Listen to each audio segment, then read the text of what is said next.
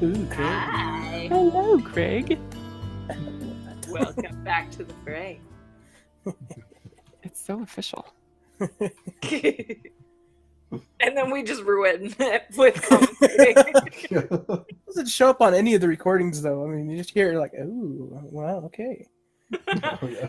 Listening to the recordings, it's like, oh, Craig, hello, you know. Now we're Fancy seeing recording. you here. Fancy seeing you. Would you like a spot of tea?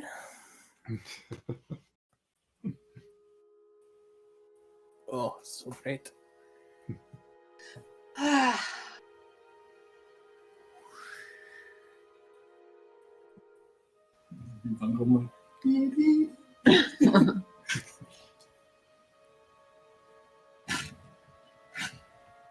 Daniel, did you notice in the recording for last game, there was like when it was, I think it was with Zafine and her uncle. We still had like the lullaby music on the swing going. I left it in because we had some commentaries about it. I'm like, you can leave it in. We're sitting there kind of like dead quiet in the normal music, and all of us are just kind of like, da, da, da, da, da. It's like, oh, I got to keep that one in. The other ones didn't pick up as well, but yeah, that one came through. Like, I'm gonna leave it. Yeah, that was a long, fun recording.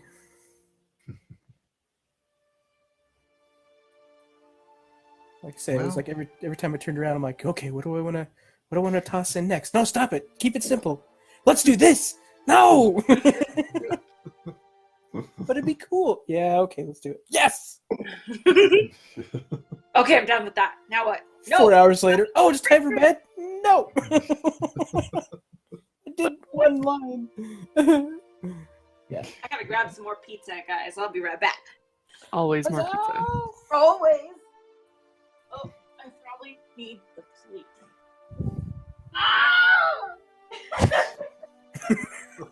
Gotta keep that one handy. Just as soon as Sadie steps off screen, just play the Wilhelm scream sound effect. Yes. Yes. Nice. This is one of the only sound effects I actually have on here. Yes, yes.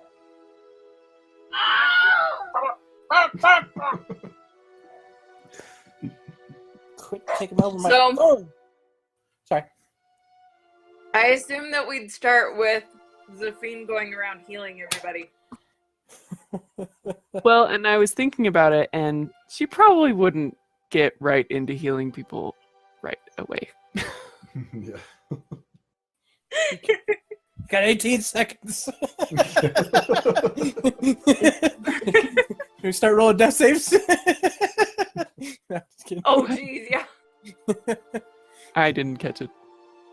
Oh, I was gonna say, can you hear me still? Yeah. Okay, I just want to make sure. I said you got 18 seconds because we all start throwing death saves. Oh. Yeah, everybody's unconscious when you first come back, pretty much. Like there's a couple 2 or that were 3 still people. alive, yeah. Like Kadrazat's up, I think, and he can help, but like, Kadrazat was up. Garen, I think, was up, and yeah, Dane Natalie was up. Yeah, a couple of kind of- Bears were up, but Wizard? it was Yeah. Mr. Wizard was. Yeah. Yeah, so it'd kind of be like a kind of looking around at everyone and like, but I gotta go start healing people and Yeah. getting people up out of the death save area.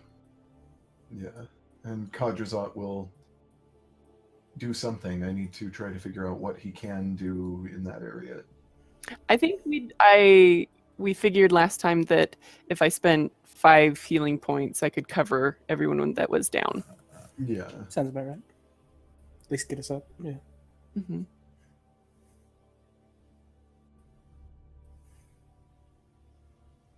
Yeah, so there are almost no people left in the stands now at Pinnacle Gardens. Pretty much everybody cleared out as quickly as possible. Many of them led by members of the City Watch or just running out in a panic. A lot of people, you're not sure how many, but a lot of people definitely did not make it out of the stands before being turned to ash by these bursts of lightning and such. So it was a pretty brutal time. You're not sure what the death toll would have been, but the storm remains even after a few minutes after Zarafal has left and is, so far as you can tell, nowhere nearby. But the storm that he gathered continues. It's wet and it's raining, and it's dark, and the owlbears kind of try to gather themselves up and come over to all of you, and I wonder if this will help with the dog. Sorry, go ahead. yeah, they just they look confused and in Mr. Wizard's case in particular, angry, although that's nothing new. He's looked angry from the moment he stepped out onto the field. And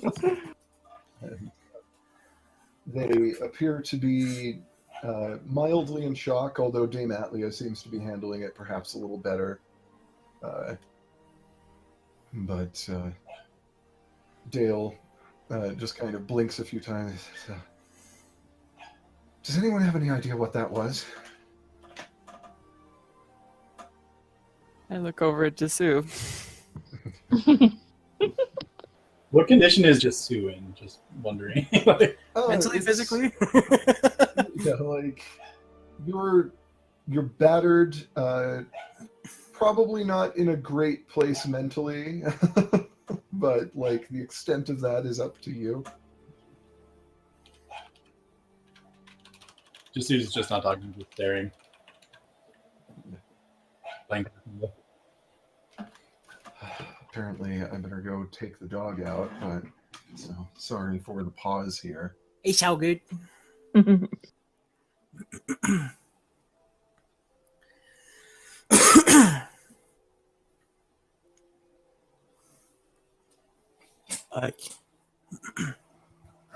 I can try out my new voice. That would be exhausting. It's not so bad. The hardest thing is remembering to breathe and drinking water in between, which I forgot. It sounds like a mummy or something. That's what it makes me think of.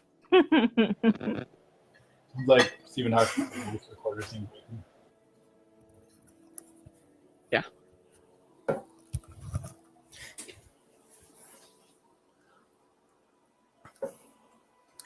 Much better. I spent like an hour working on that voice the other day. I was like, this is so much fun. That's when I was like, Warforged Necromancer! This is the greatest idea ever! That is totally a Warforged Necromancer voice. So funny. Oh my god. Someday I will make my own family. They will all love me. That's crazy how perfect.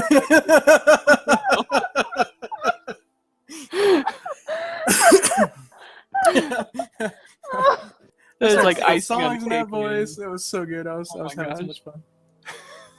God, no. The When song you came are a on. man. Yeah, exactly. When the song came on, I'm like, I wonder if I could sing that in a robotic voice. It's just like, yep, I can. Mark. Yeah, it was pretty fun. Hardest part's like getting back into it. Once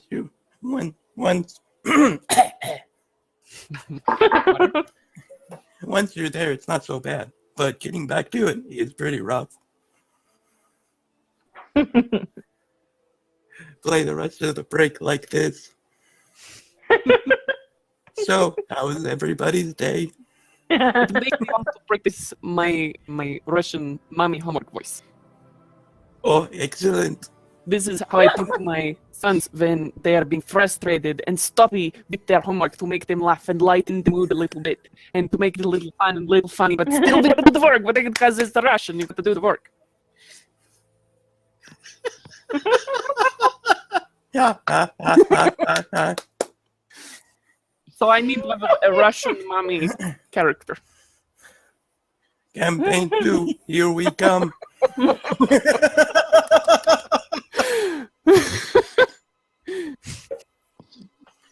Yes.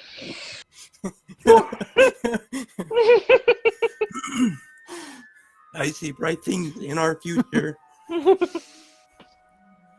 Not just the light behind my eyes.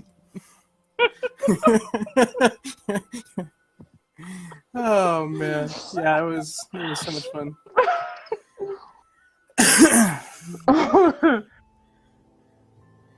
Like I remember doing that a long time ago, and it like really hurting my voice. Mm-hmm. But this last time that I started doing it, like I have it more forward in my throat, so it doesn't even affect my throat at all. So I'm like, oh, that's much nicer. Nice. I can last forever on that. That's great. Welcome back, David.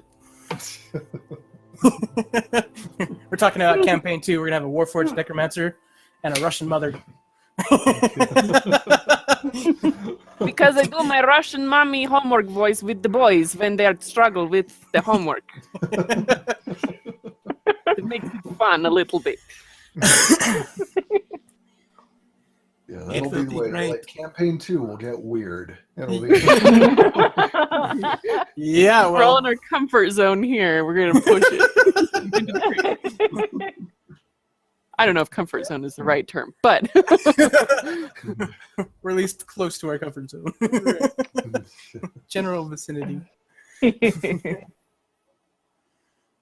just want to do the robot voice. Okay. Moving on. so the rest of the elders just kind of begin speaking with some of the few other City Watch members that show up. Darren's still present. He's kind of trying to direct everyone to get somewhere a little safer. No one knows if there's going to be a continuation to these attacks or if this was it. But you are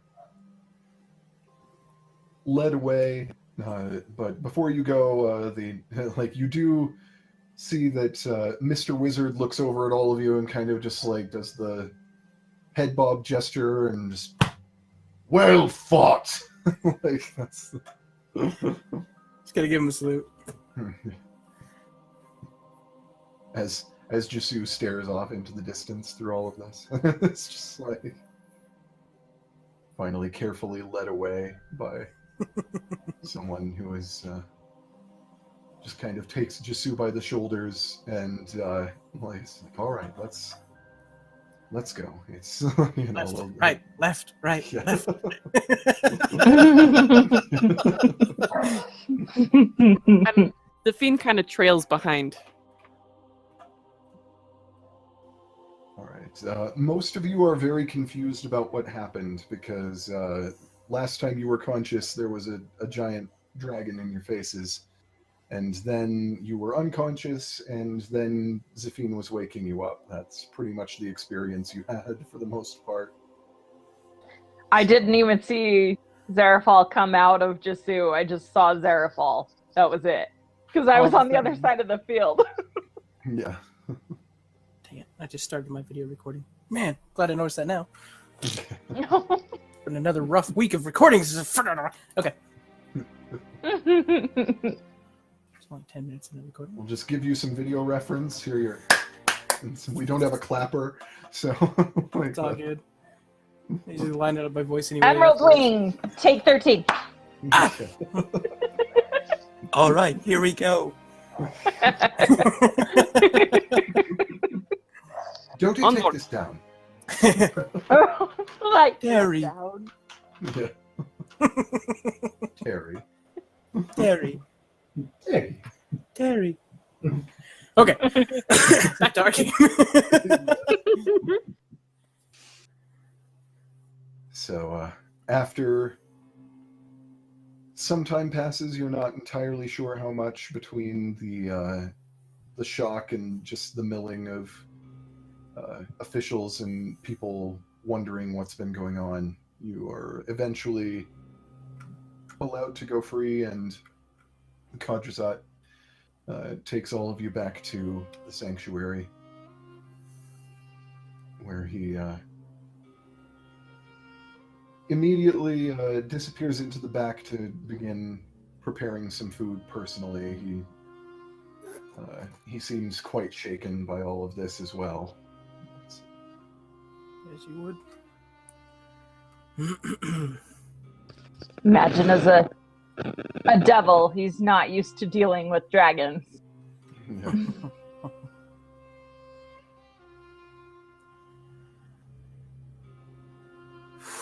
Well, that was a day.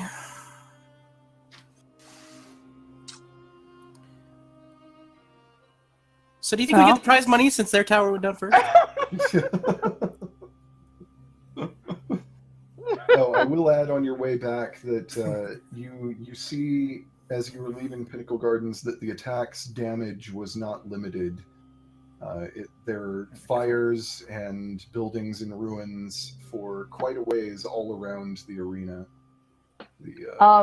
I just want to add, as we're walking through the garden, Rin, like, unknowingly casts Druidcraft, and all of the grass kind of grows behind her as she walks along. Cool.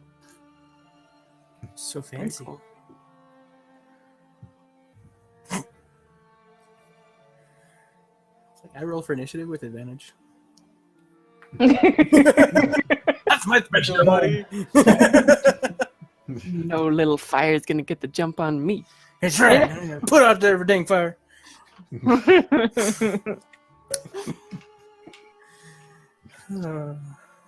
Almost turned into Boomhauer for a second there. It's like, no, that there dang old fire's gonna get me. No, sir. Fire's gonna get me. No, sir. No, sir. No, sir.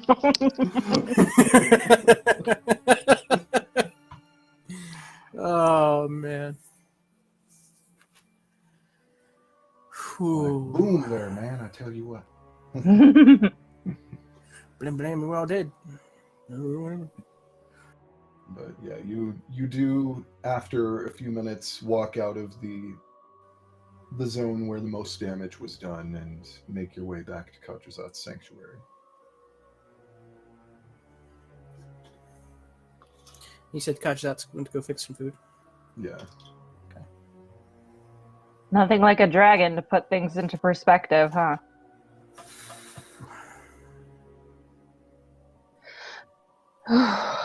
It was a day of more than dragons. Mm-hmm. Wait. What do you mean by that?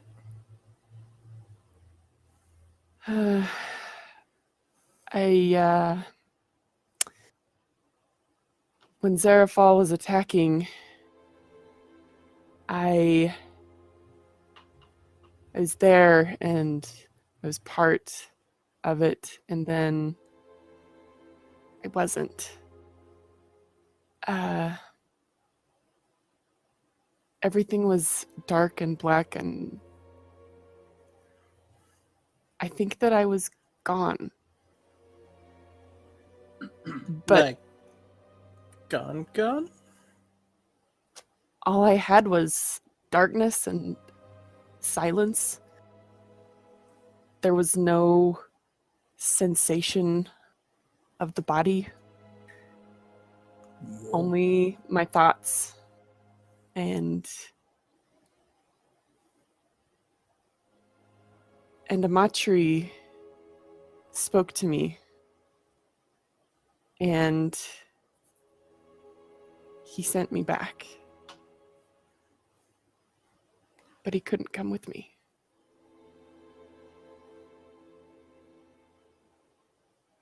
Amatri's gone.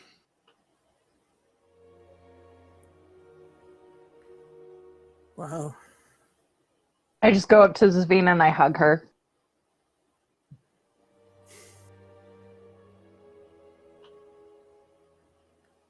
I think we need drinks. No Red Dragon specials! I think we need lots of red dragons. At least 5 apiece.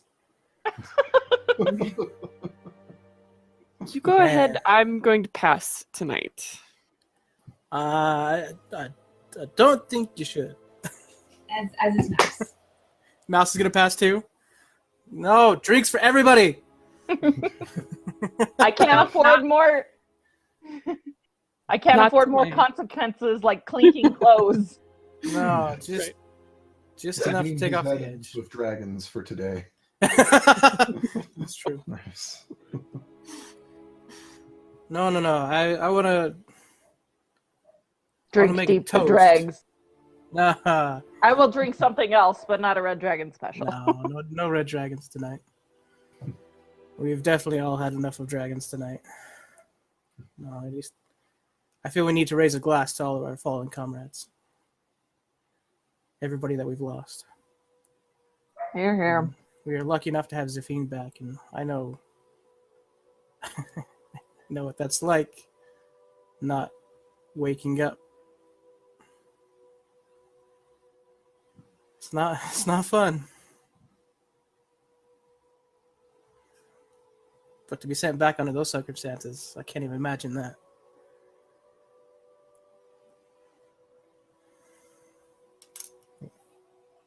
To those that have gone.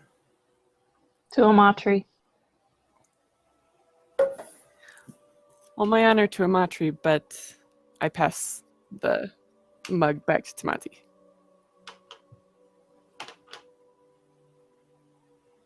You gonna be okay? In time, I will be. I believe it is possible.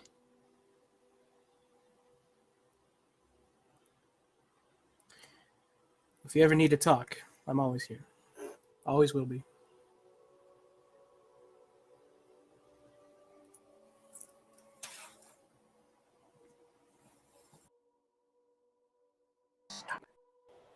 I think Mouse just kind of like this next is not really saying much, but just like just he's there kind of thing. Yeah. Comforting. Mm-hmm.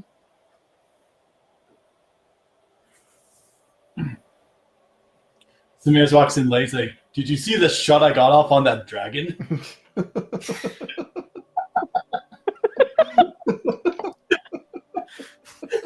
Where have you been?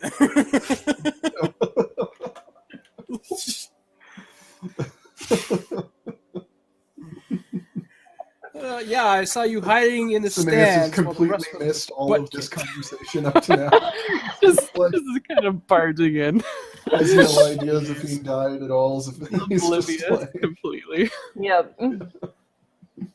oblivious as And he always. And he says, "Oh man, I mean, come on, who died?"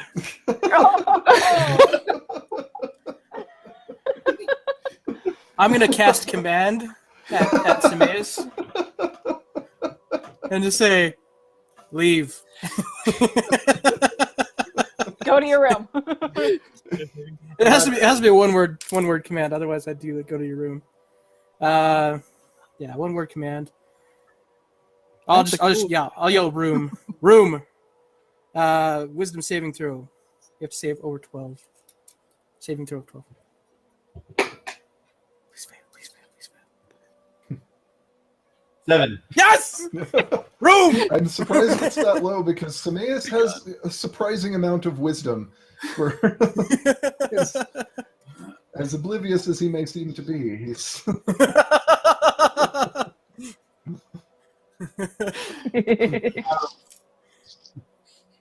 I never had that work before. That was good. He just says, "Well, good night to all of you. Get some good rest." Alec walks off.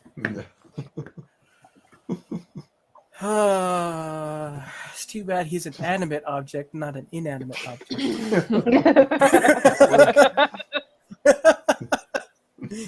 I like like to imagine Semaeus just walking off, just continuing to like talk to himself all the way, just like, what a shot that was! Truly impressive, if I do say so myself. Like, Can't believe nobody's patting me on the back for this one. What the heck? I mean, I made that shot and the dragon left. I scared it away, clearly. Fully taking credit for the whole, calling it a victory instead. Completely responsible for this. Yeah. Everybody else fainted all at once. I just saw him, poof, and then just he's good. Oh, that is. He was. He would have been frozen. Right? Yeah, he was. Time stop is He was frozen in time, but I think he was out of the range of the the attacks and stuff. Yeah. the attacks. We never so- said how far, but he could have been up to 600 feet away. Yeah. Like, Zerafal moved pretty quickly once he was leaving, but Semaeus probably could have taken a couple of pot shots at him as he was going, because once the time stop wore off, he would kind of be like, "Ha! We've driven it away!" That's right. Leave. We'll never come back. Another victory for the Emerald Wing. Oh my gosh.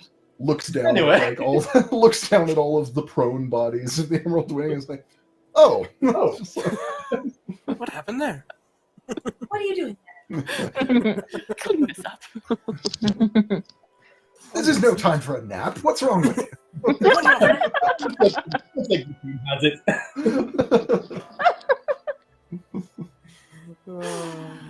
Anyway. So after Semaeus kind of excuses himself and his self-banter kind of diminishes up the stairs. Really quick, last thing you guys hear is, "Shut up, Farland."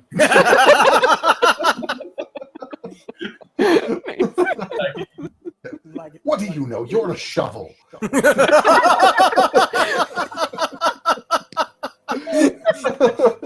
Love it. Next teacher. Oh, that's awesome. I'm grateful. Slowly trailing off. Yeah. I don't care if you aren't always a shovel. I bet you had a face like one even in life, didn't you? Just like- You can just keep going forever. It does. Yeah. So I feel like there's this really awkward silence after that. And so Mouse would just turn to Sabine and be like, "You know what? I think we need to go dress shopping. No, Oh, I'm so down. Please take me. And I'm clanking the whole time I'm gesturing. I do need more. Zafine's not in the mood for shopping right now, but she does need more formal wear. Just like I do need formal. I do need more formal wear, but Yeah. something goofy or something sleek. It's like, you'll have to excuse me. I can't go dress shopping right now. I died. Like, You have to take a rain check on that one today. it's we like, should do well, that like soon though. Just put my Looks hand like it's inside. put my hand on Mouse's shoulder. I'm like, give it a day or two. It's a thing. Let it process. Coming in like the human shield for Zafine, just kind of like moving in between people from her. And I've done as that before. I can Emotional sense detail. Nati's kinship and protectiveness in the situation, and I put my hand on his shoulder, his arm, and kind of ease him away a little bit to face everyone and to say, if I may, I'd like to tell you why I choose not to drink to Amatri's memory this evening. To me, it would be a dishonor of my mother's parting wisdom I received from her when I was young.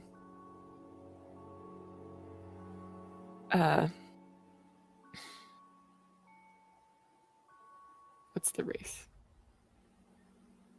Genasi. No, I'm sorry. The word for the Kindred? wingy people. Oh, how to Habensheet. Thank you. Okay. Sorry. My brain was like, you know it. Where but is you're not it? gonna get it Where right is now. it? There's a word out there. Right? Someone needs to be. Summon. Anyway. Habensheet leave on their own journey young in life, and my parents brought me near to Gate because it would be a place of opportunity and discovery in beginning my journey. And we always kept to the highest parts, but they brought me down halfway the mountain for our farewell. And I wasn't sure how I was going to direct my own path. I'd always been with my mother and father, going to the next height, finding the next view together. And I wasn't sure what I was going to do, but my mother knew what I needed. And as we were looking over Gate, she turned to me, and her parting wisdom was, and I turned to Mouse to reenact what she did in that memory and say, heart, mind, body, and spirit. Tend to these, and they will lead you aright. And I have lived by her parting wisdom ever since. And tonight, there is much that needs tending, and I will not escape even a moment of Amatri's gift.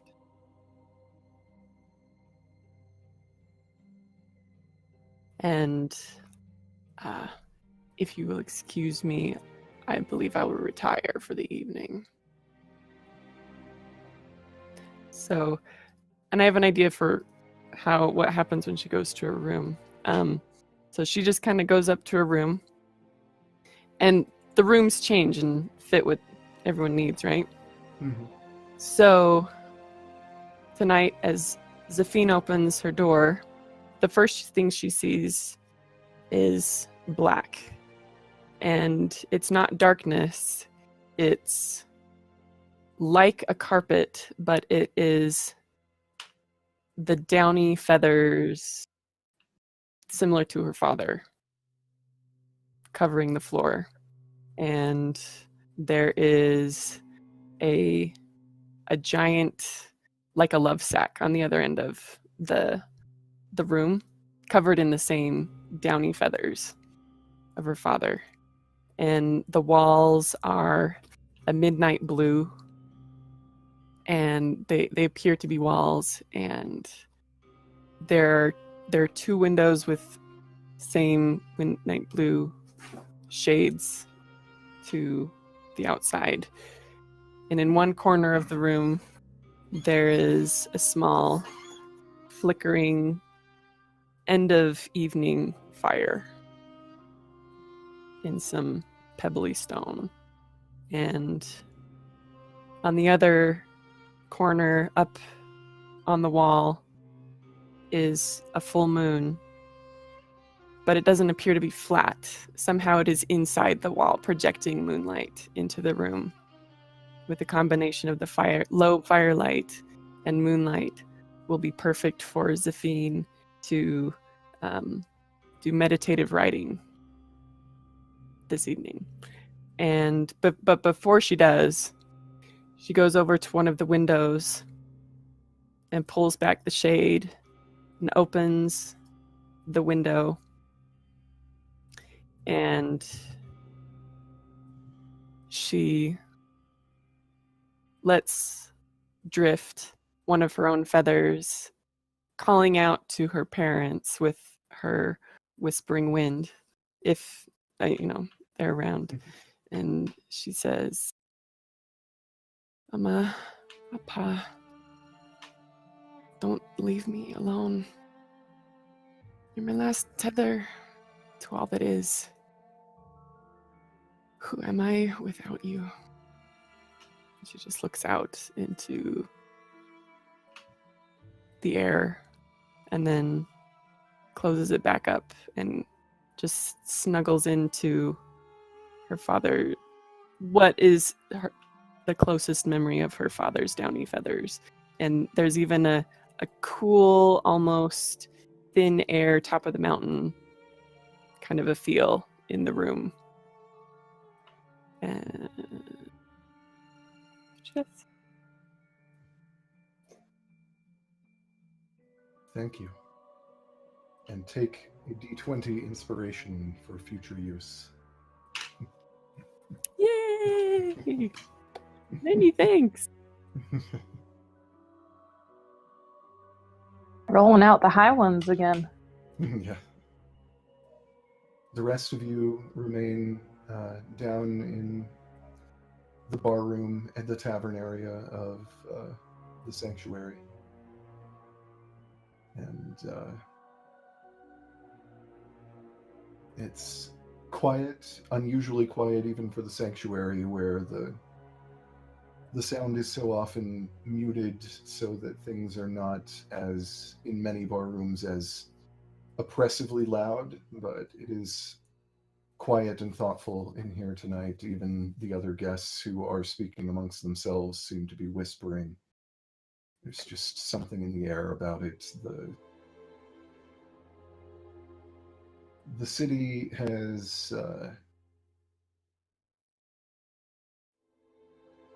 adapted already to this trauma in a way that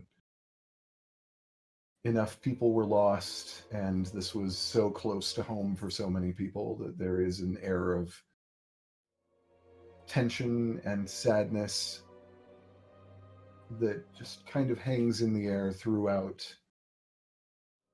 all of Gate, but it is no less noticeable here than it is in the rest of the city. Eventually, Kadrazat does return, and he brings out plates of food, places them before you, and finally leans back against the bar back and kind of rubbing at some of the sore places and trying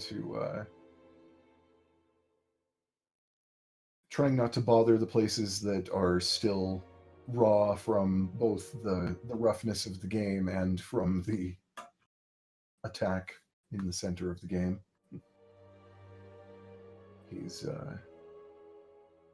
He's doing fine, clearly, but he's also he's shaken and he's a bit beat up, and he glances around at all of you but says nothing.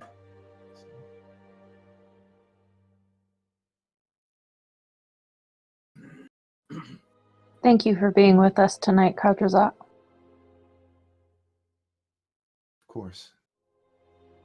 I wish there was more I could have done.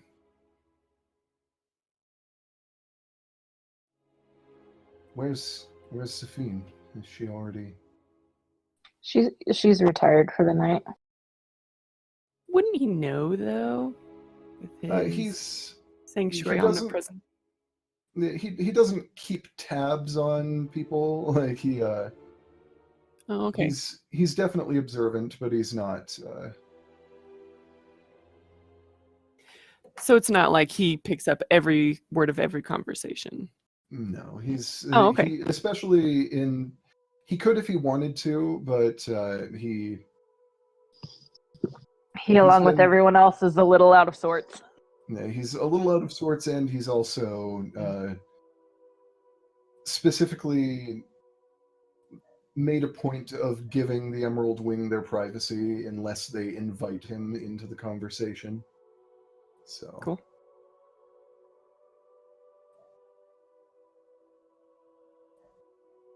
But He looks around at all of you and he says, I sensed something. She told you of it, I assume.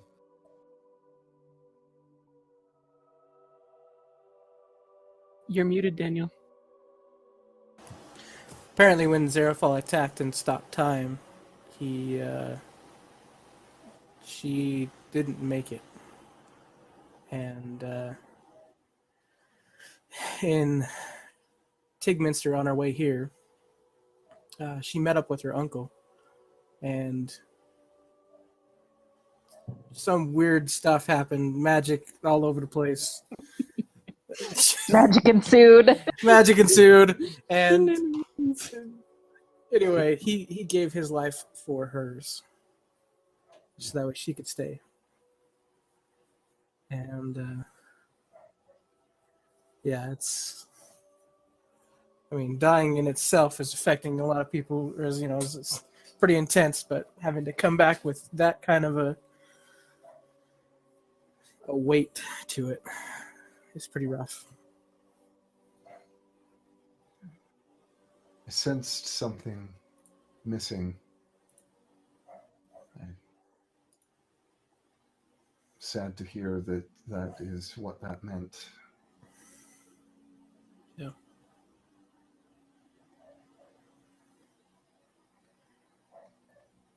I'll have breakfast sent up to her room in the morning. She may not be ready to come down immediately. Appreciate that. And Kadrazat makes his way over to Jasu and he kind of like tries to catch Jasu's eye before he just kind of gently lays a hand on Jasu's shoulder. You have to understand that this blood is not on your hands.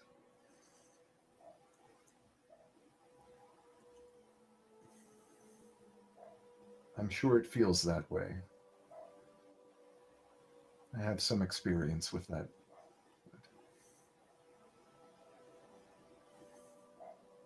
There is a dragon whose claws is covered in that blood. He does not need you to help him bear the weight of it. He was talking to me before. Last, I don't know, couple of weeks, the last 2 weeks or so, I've heard him constantly taunting me in my mind. I thought he was just trying to get at me, but he basically warned me that he was gonna make a show, and I just ignored it, thinking that I could handle it. And this happened. If you had taken the warnings more seriously, what would you have done to stop it? Gone far away, so at least people can. And you don't find it possible that he might have taken control of you as soon as you reached the borders of the city and directed you right back into the middle again? So I tried something.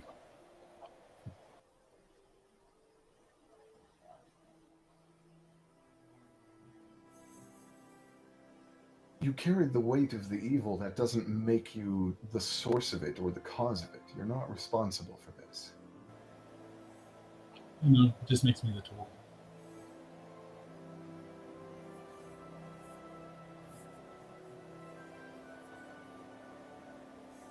Well, tools have many uses.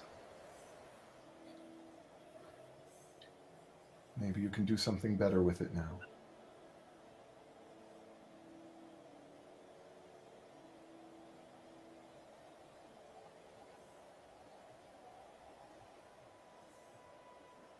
But there is...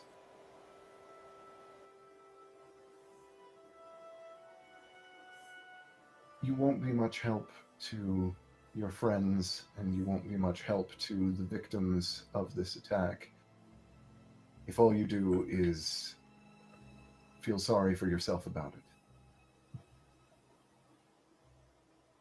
And beat yourself up about it, and convince yourself that it's all your fault, and that the entire world, everything that's ever gone wrong, ultimately lies on your shoulders. Because that helps no one, and is frankly bloody arrogant and stupid. And I've done it. I've blamed myself for things that happened because of me. I wasn't the active element in those things. I was not the... Perhaps I was a catalyst, but it's more than one way to start a fire. You don't need to...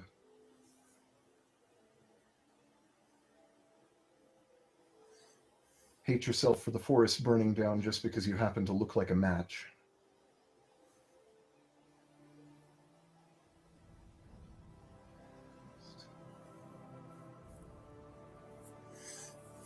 I'm sure that you have a lot that you need to think about. I'll leave you to it, but just...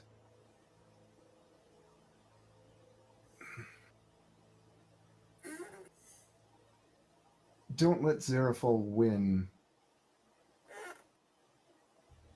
by letting him control your mind after he's already done the damage. If you continue to blame yourself, then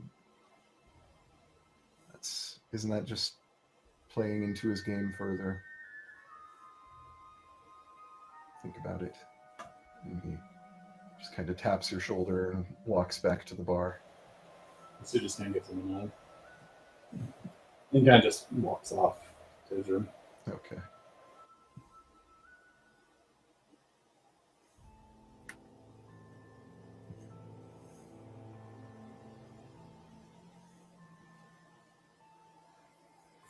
Comes back over to Tamati, and he says, "Oh, well, it's a good thing we had Sameas there to frighten him off, isn't it?" Yes, indeed. Don't let him hear you say otherwise. I don't know how we got out of that one.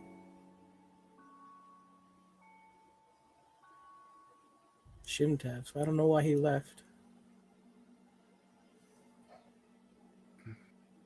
Well, if dragons have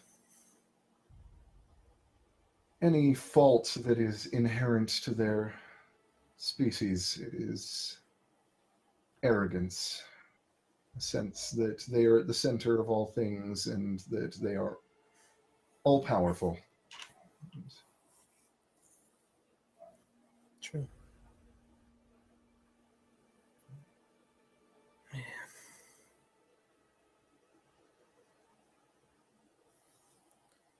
It's a tough thing. I have to wonder if tonight's events will have any effect on the outcome of the election.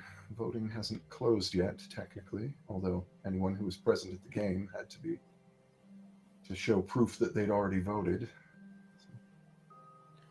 Fair enough. I'm sure it did.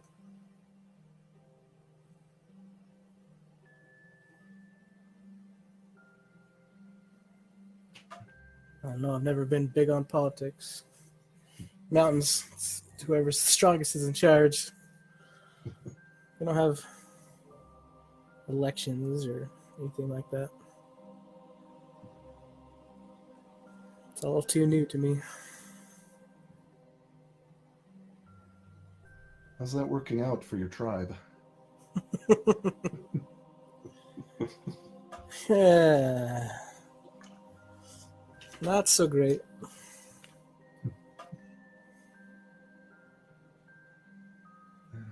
Checks and balances can be a useful thing. Yeah, it's true.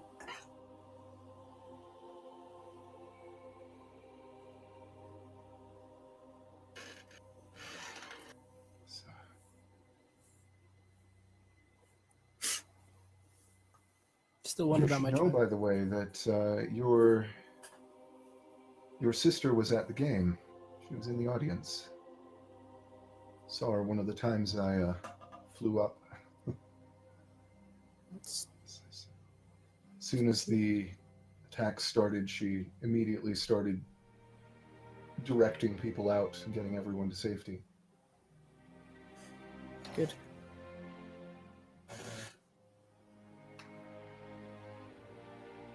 She kept looking at you through the game. A few times I saw her like she had this expression like she was trying to place something. I know there's some complicated matters there, but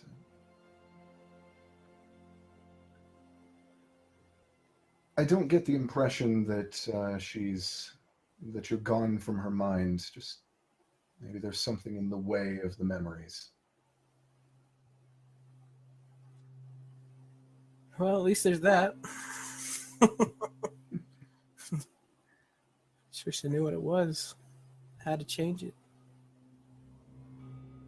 It's the strangest feeling. Giving her a hug when I first saw her, I was so excited.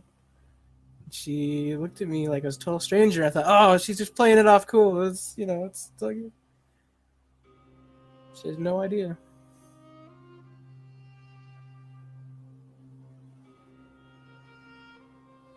I can only imagine how difficult.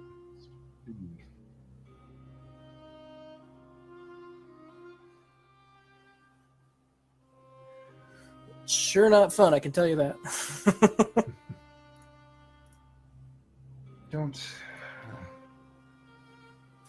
Can't say I have any family. Not really any friends back where I come from either. Devils generally aren't in the business of friends. Yeah, I can imagine.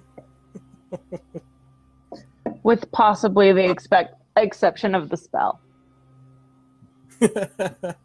Yeah, casting friends. Sure. So, what's the name of the guy who's running for election tomorrow? Oh, there was the Shaylin unpopular Avenda. Yeah, Shaylin Avenda was the unpopular one who you have been told was also, at least by all accounts, probably at the head of a drug ring. Yeah. So Mouse looks around the room and tries to look for someone who might be successful at spreading a rumor. Okay. Yes. I don't know who she sees, but she goes up to someone who looks like they would be good that way. Roll investigation. They roll for that? Sure. Roll insight, actually, just to see if you can kind of get an impression of who in the room looks like they would be the person least likely for you to want to spill secrets to. Well, because she's gonna use suggestions, so. Yeah. Nice.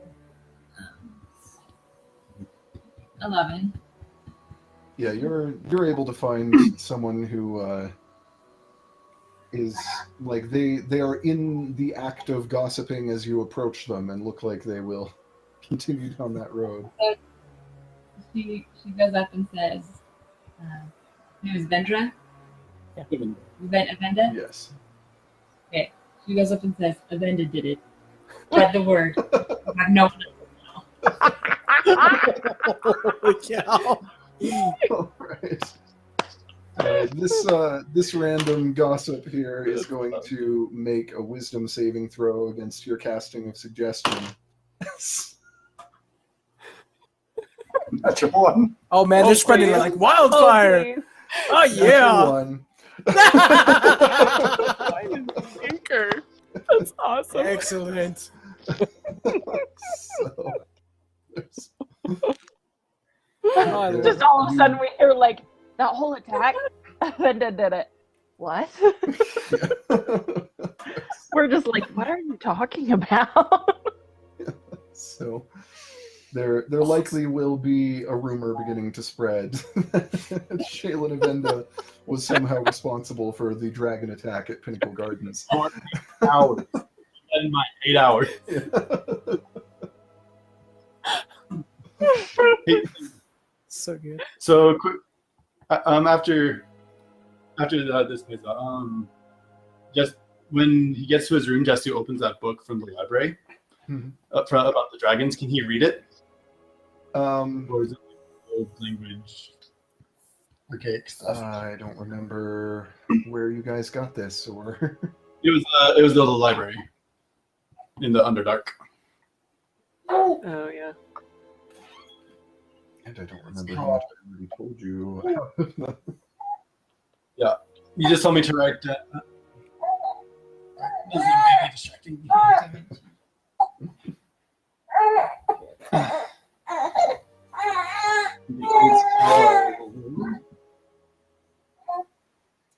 Hey, juggling.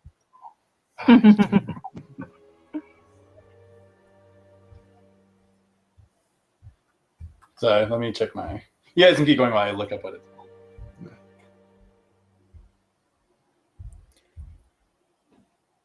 Tamati's gonna pull out his golden ukulele Mhm.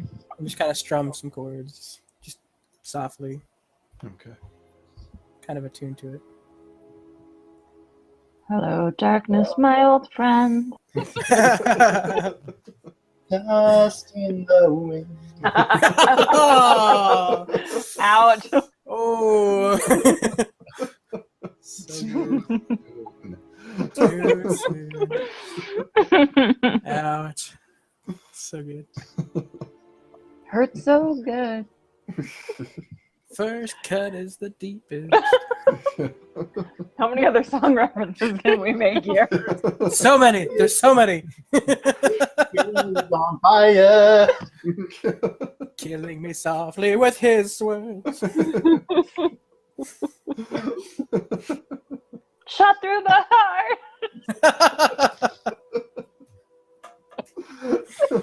Oh man. Help! I need somebody. Help! I need a hero. Hey, I'll stop the world and melt with you.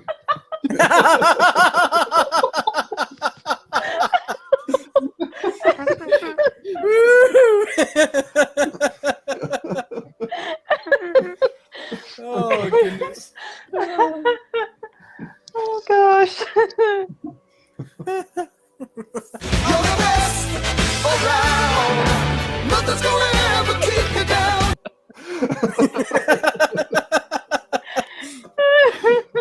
Oh man. Oh, called for. So good. Appropriate.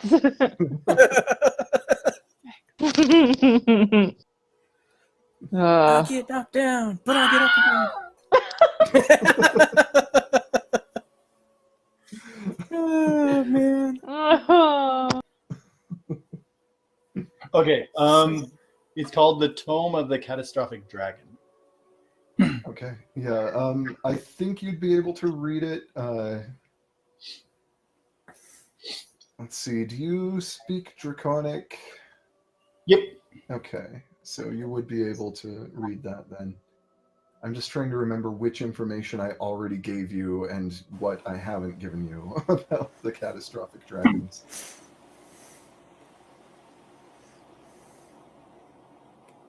I'm gonna go back down and join everyone while looking at the tome. Okay.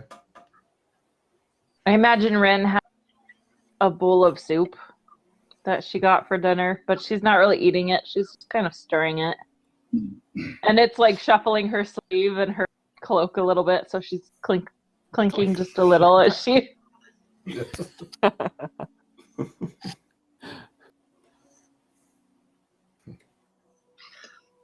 Kajazat notices the clinking and is just like, by the way, I've been meaning to ask you about that. Tamati, do you want to explain this one? I was talking about. Go to the other side of the room. Walk over to the soup, put a mug down in front of him, say, drink! I don't cast command or anything, I just tell him to drink.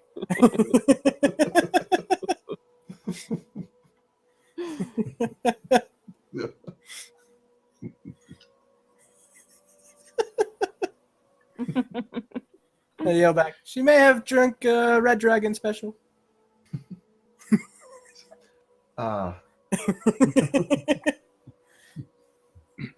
Please drink responsibly.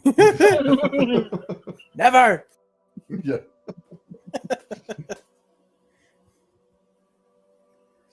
Usually the effects, if it hasn't worn off by now, there's likely something we could do to determine how to solve the problem. Oh, that would be great. Because the clinking is kind of driving me crazy at this point. I imagine.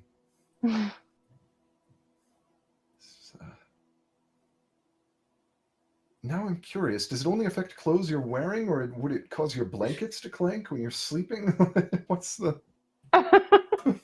He's suddenly interested. Yeah. I don't know. I haven't tested it. We haven't had the spell long enough. It's been like 3 hours. Right. Well, it may be possible to examine the wild magic signature left behind and sort out what the solution might be. Well, I am all ears. So he pulls out some kind of odd magical instruments that he just starts like taking measurements. At first you think he's taking like he measures the width of your head, but then also measures like a distance of air from one side of your head off into the just some direction. And he's like, no, that's not right. I'm sorry. Could you turn a little bit? This actually has to be pointing north when we make this measurement. So, like this way? No, Okay. the other way. No. Oh, okay. There we go. Thank you. You're welcome. He continues with these odd instruments and rolls a natural 20 on his Arcana check. A nat 1 to a nat 20. Only How's two that? streams It's tonight. on a roll. Yeah. And But I'm bunch. oh, that's that. Well, that's certainly interesting. He explains. This is it's somehow tied to the weather and to. Well, long story short, you're going to have to spend a night naked in the in the snow. I don't remember the exact details of it. You would know better than I would, but he explains to you. Unprotected. Naked and Naked unprotected. and unprotected in the snow overnight. Yep. So he explains that. That's Tamati is cracking a gut. He's on the floor, literally just rolling on the floor laughing. okay. You have to do what?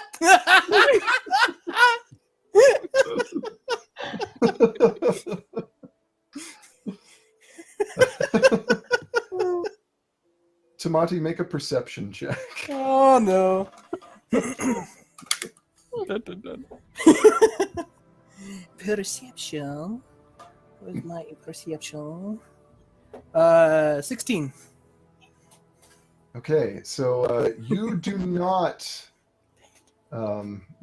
notice as let me think for a second. I have to sort out the logistics of this here in my brain. You were getting pranked by the DM. Oh, this is Oh, where is the?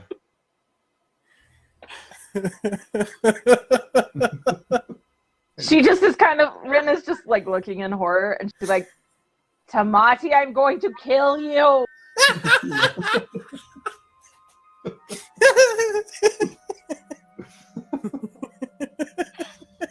Oh, I'm trying to find. So beautiful. Sweet, sweet justice. You're coming with me to fix this.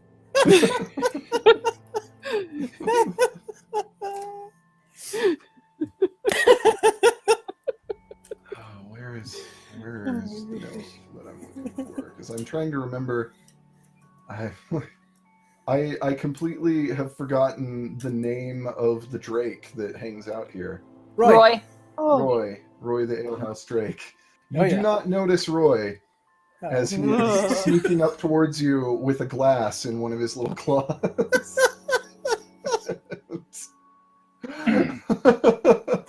Oh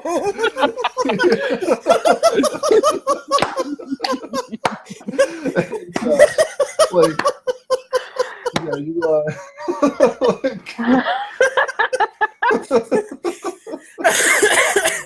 Yes. so, It's gonna be so much fun. you are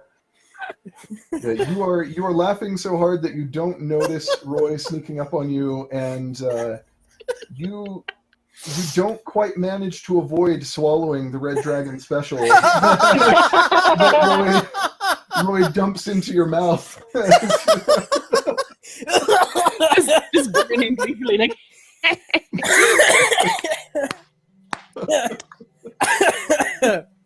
What the heck, Roy? I owe you drinks, not the other way around.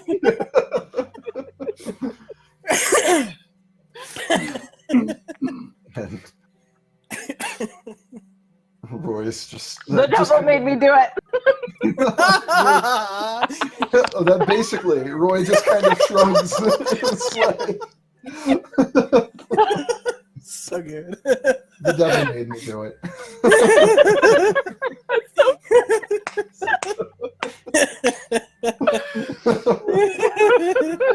Now let's see here. I'm so proud of me. Episode title. I was thinking that the episode title would be something like "After the Storm." The devil made me do it after this.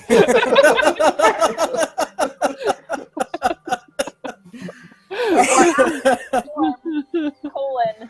The devil made me do it. Has multiple implications. Okay, so Tamati, first off, make a Constitution save to see if this just immediately gets you totally smashed. Smashed. Constitution saving throw is, let's see, 7 plus 14 is 21. 20. Hang on. All right, so yeah, you're not like hammered, but you're buzzed for sure. After Oh yeah, and I love those drinks. there's also the small matter of you suddenly hearing thunder booming all around you. No one else hears this. No one else hears this. Only Tamati hears this. Servo's coming back! Servo's coming back! I'm running out the streets. I'm going crazy. Yo, the giant's coming back! Ah! And that it's not like absolutely constant. It kind of comes and goes, but you hear this thunder until you've gone a month without any exposure to direct sunlight. Oh, that's cruel. Under dark. Under dark.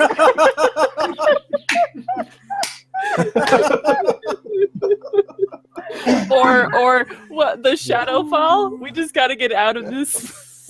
Sunlight. Oh, that's good. Oh man. The dice fall where they may, and that's what I got on my random magical dex table.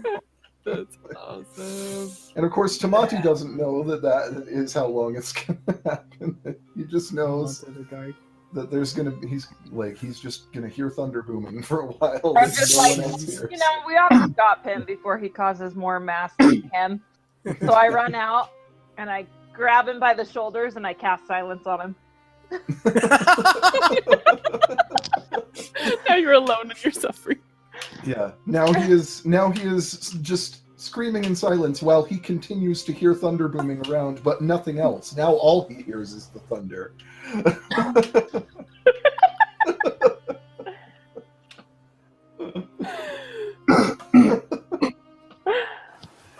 Like shaking out of people, but they can't hear me. I'm shaking. I'm like, no, that was until you have gone 1d4 weeks without exposure to direct sunlight. boo!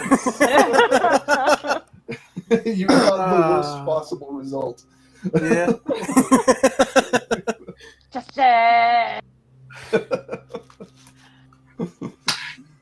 Yep. see, Kadrazot's looking out for me. What have I done? Now Kadrazot's in on the prank war.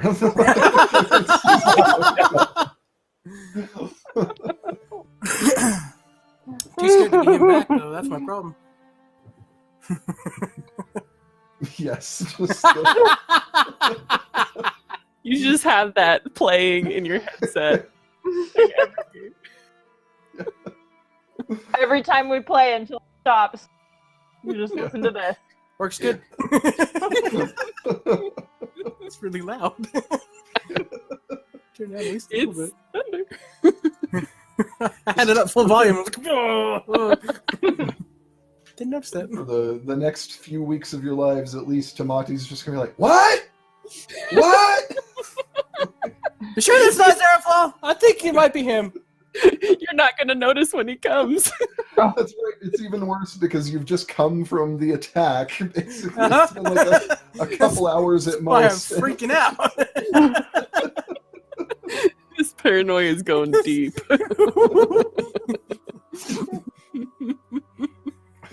and now Rin's clankiness is nothing to Tamati. You'll never know the difference. Now you can't keep tabs on anyone. I feel like Tamati genuinely got the far worse deal out of this. I can stand spending a week or a night, but a month out of direct sunlight? That's there goes heavy. that sucks. My life is spent on top of mountains. I have to bury myself in a hole for a month. It's gonna suck.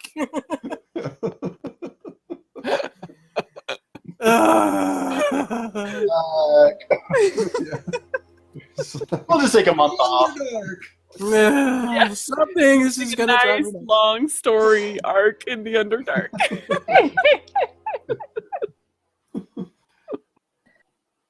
Yeah, that's the thing about this is that I genuinely have not been trying to create this many reasons to push you guys in the direction of the dark. It just kind of accidentally happens. Or the Shadowfall. I mean, we could totally go to the Shadowfall. That could be interesting. You sure Zarafal's not coming back?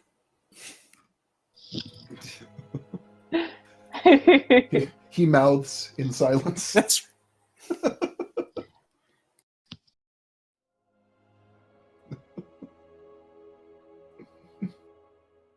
You could just put your. I'm gonna stop. Silence. Okay. totally Zarafal. Did you hear that? Tamati. Yep, there's again. Tamati. He's You know, Zarafal, gone. we- I don't know. Totally Zarafal. I don't know why you guys are acting so chill. I mean, it sounds like he's pretty close.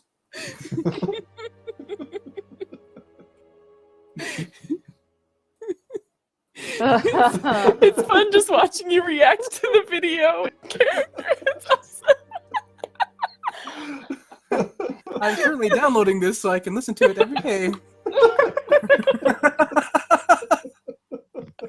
And it's 6 hours, so guaranteed to last through the whole session.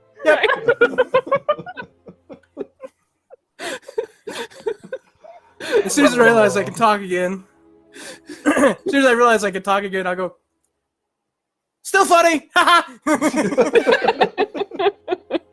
So worth it! Thunder booms in your ear immediately. You sure it's not Zarefall? I'm pretty sure. Just like, still funny. It's totally what? It's totally Zarefall. Still funny. Where is he? I don't know why you guys are acting so calm about this, but it's still funny. Actually, I had 2 videos going on at once, so that was like double thunder damage there. That was Double thunder damage. If you get so... Say, I just find it amusing how you said. I will say that Kadrazat will have enough mercy on you to do the same measurements and check into things, and this time he rolled a natural 19 instead of a natural 20, so clearly far worse for you. He just doesn't like me as much. He does explain that you're going to have to spend a month out of direct sunlight in order to get rid of this constant thunder. You're gonna have to spend a out of direct sunlight. Huh? You said Write it down. No way that won't work. 1 month out of direct sunlight. This is not going to be fun. Like writes down 1 month and shows you. Month? What? No!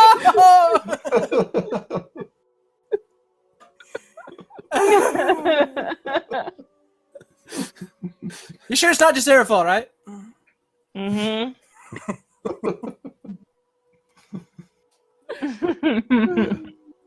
Kadrazat also says to Rin that you may be able to replicate the circumstances needed in your room. It still won't be comfortable, but you can probably replicate the circumstances needed in there. I just make sleeping really hard. No Zarefall? Sure sounds like him.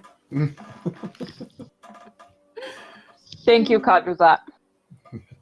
What? I was just saying thank you. Okay. You're welcome.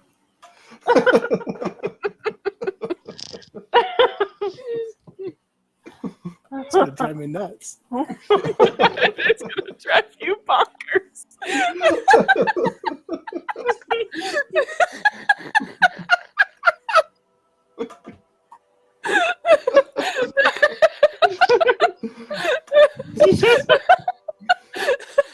Like not even in the same room, and just you just hears, "It's not me." Hey, there's something right at the right time on that. That was good.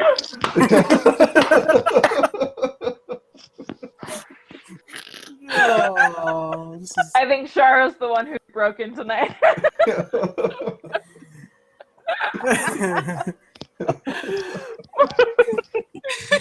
Hey, it's So quiet. Let out all the tension of having died, but it's, like, it's fine. Gotta release it. Whew.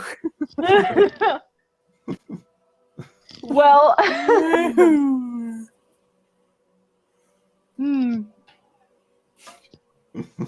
well, I'm probably going to eat out half of my soup because I feel a little better.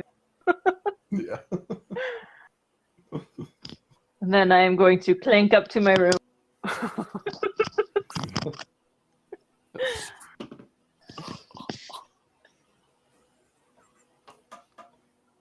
That's a good one.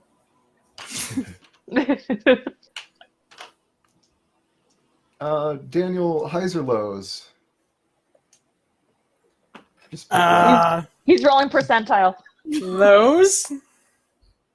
Okay, so you I'll say that this can also, if you find a cleric or somebody who can help you that has it, casting remove curse should actually Casting what? Oh, I almost. Honestly, I couldn't hear that one.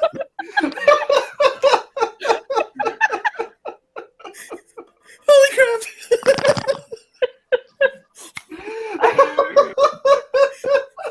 I'm so excited. Wait, stop it.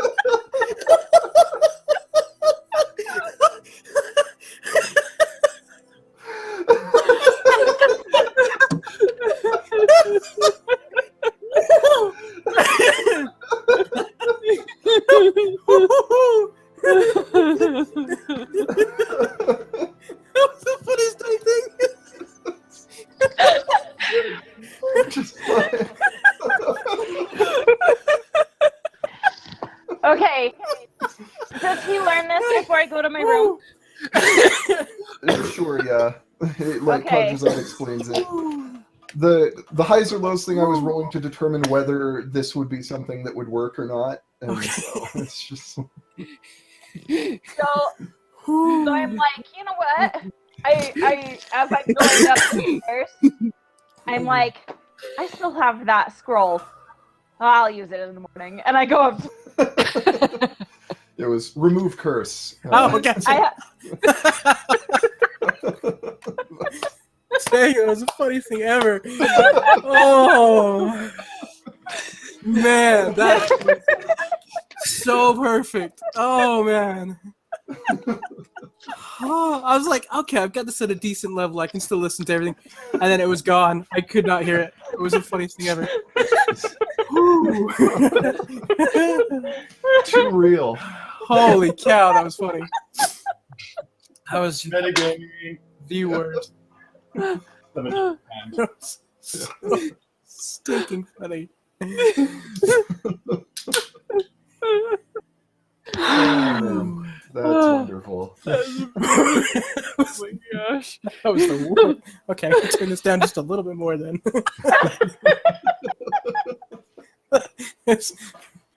Oh my gosh. Dang, that was funny. Okay, so he did learn that before I went up to my room, right? Yeah. Okay. I don't know if you heard that part, Daniel.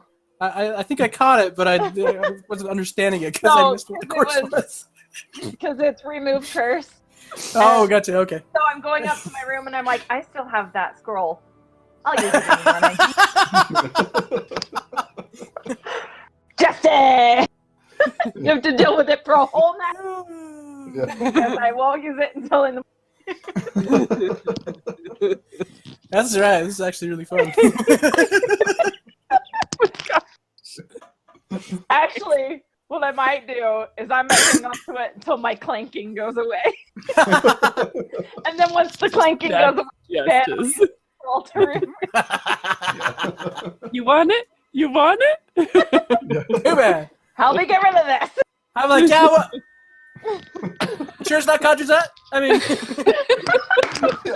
Sarah Paul. It's absolutely Conjures Up. I knew it.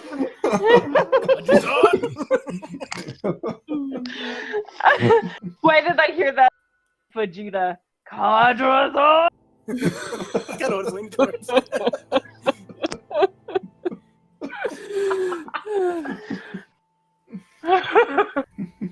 Kajazat, Kakarot, you know.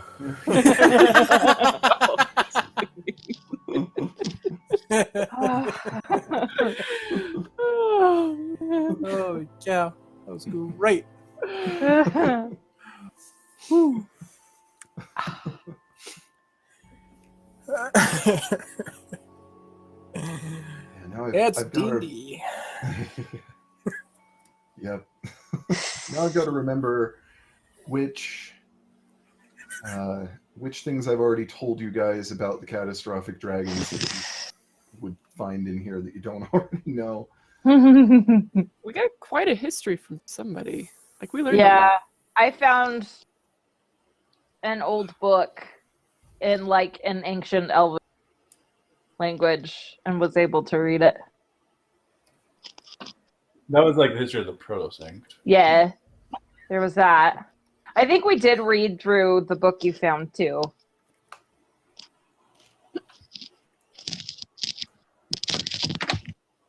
There's sometimes where it's easy to ignore, but there's other times where it's like, No getting around that one. nope. You can just see your eyes like responding to it. Like there's something else going on. It's great. Oh man. Do you have your windows open? I don't, but I probably should. With all my lights on in here and with how hard I've been laughing. Gotta get some oxygen.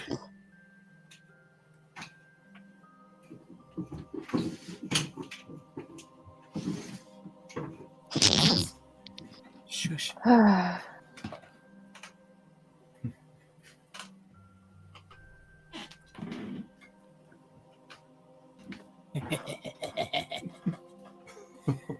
Okay, well that's downloading.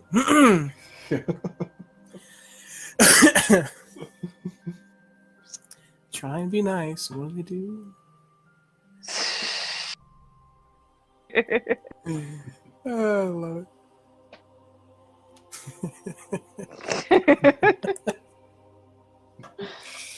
Yeah, this is gonna be fun.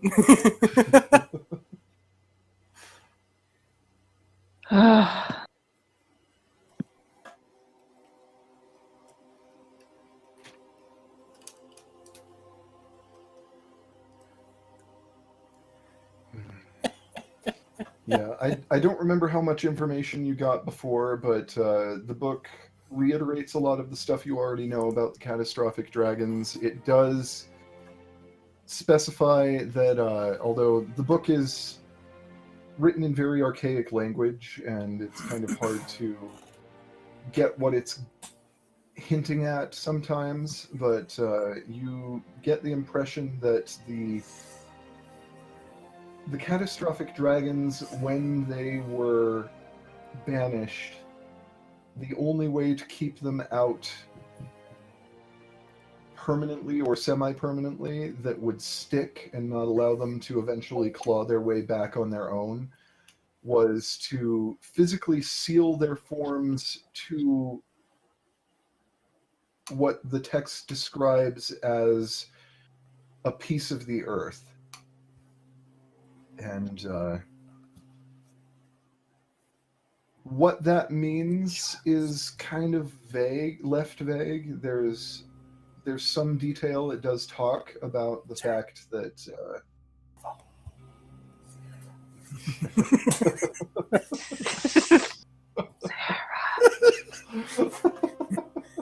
Is this what you feel like all the time, Jasu? Just like all the time?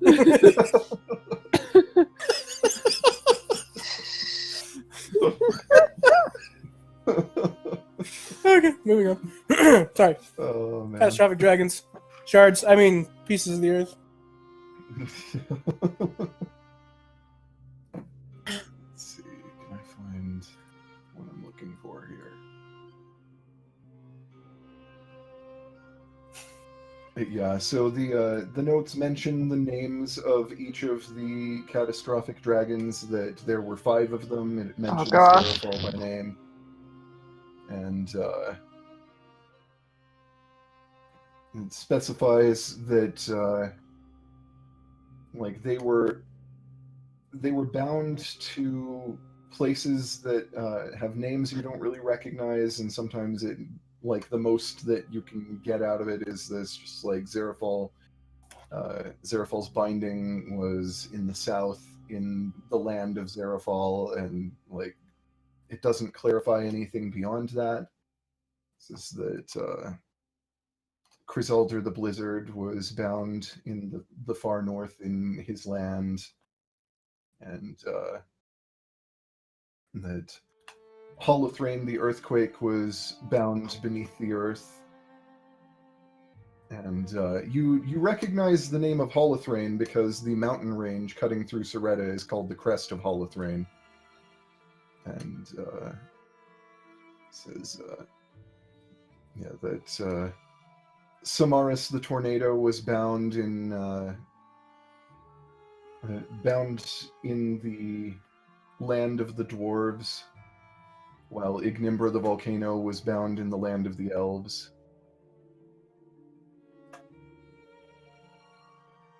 Like, some of these things are a little clearer than others, but it's all kind of cryptic.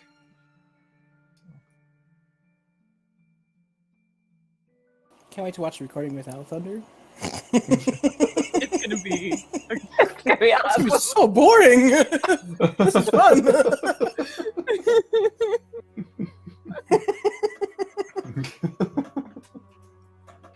Ooh, double strike. That was a good one.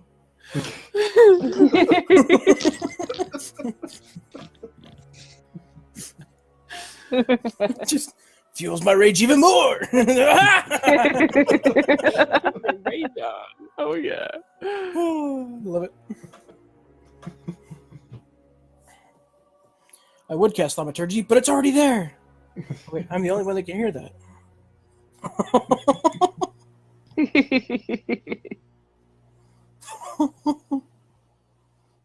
I was like, what if Rin, before she left, had just done something to, like, basically mimic the voice of Zerafall into... Oh. Sorry to pass. Say, I was gonna say after I finished the book, I was gonna do Minor Illusion and cast Zerafall's face in front of Tamati. Toast. Actually, what I do is I kind of like nudge Mouse and kind of like Minor Illusion, Zerafall's face, and then I'll do like the voice. Okay. Say the word. Say hello, weekly. Oh. That's an investigation check to see what.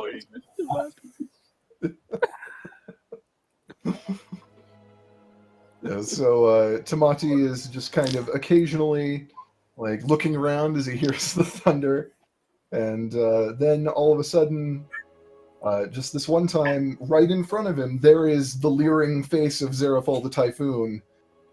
And Hello, weakling. It's Zerafall! I knew he was coming after me! Tables and chairs flying. Stuff's just going everywhere. I just give Mouse a high five.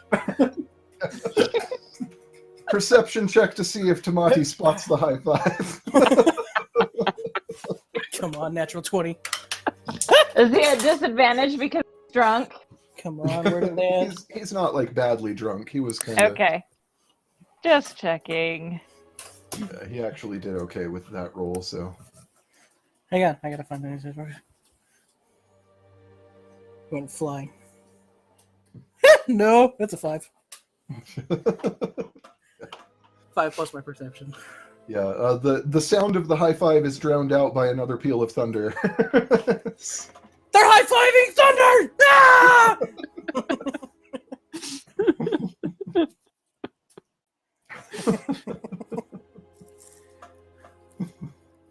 I'm like throwing tables and chairs, running up to my room, and just ducking in my room. Take cover, but there's no escape. Can't find me in my room. Can't find me in my room. Can't find me in my room.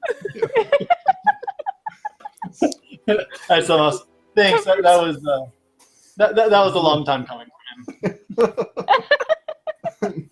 The Was it room really? is since the room reacts to like your mental impulses every time you hear thunder, the room flashes.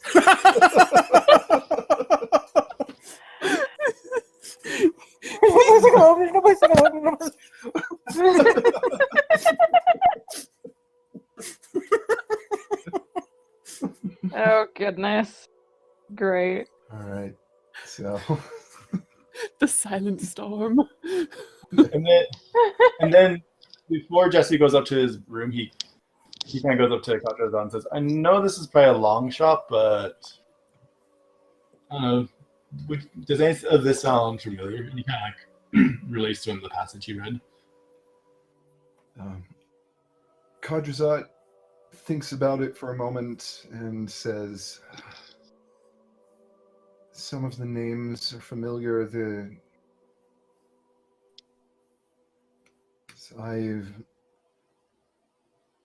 a great deal of the memories that I had while I was in the Nine Hells have been blocked away for my own sanity. Unfortunately, it would be dangerous for me to root around too deeply in my oldest memories. But if I learn anything or recall anything that might be useful, I will pass it on to you. Ooh, is that Sigillian still here? Is what now? The Sigillian? That's how often this thing goes off. This is really annoying.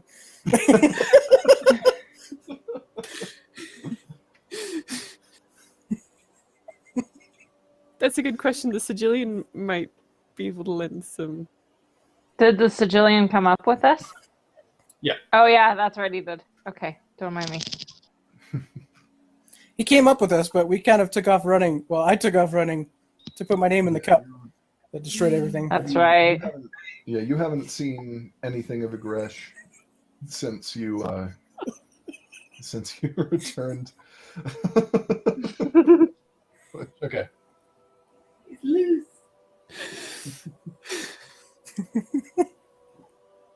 Okay, cool. Well, just you will kind of just hang around until it looks like everything is dying down. Okay. I just think. Yeah. And while you're thinking, you do hear somebody at the next table over say, it's like, I heard that Sheila and Avenda might actually have had something to do with these attacks.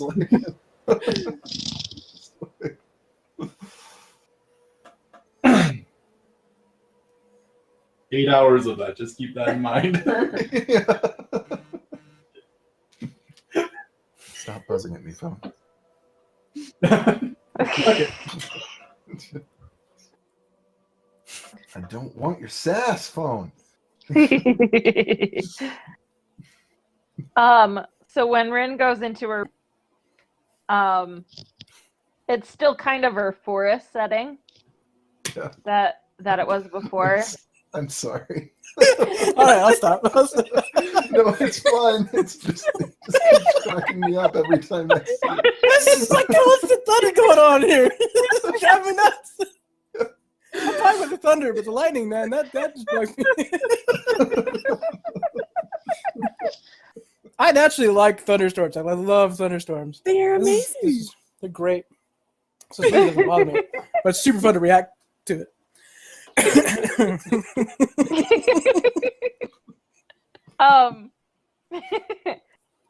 So it's still kind of like forest setting. There are trees in every corner, and but the trees, instead of the nice like oak, like brown normal tree color, they're black, more like an ebony kind of wood look, and they're kind of strangly in the branches and limbs and stuff, and they're bare. They don't have any leaves. The sky is kind of a dark, like an ominous purple.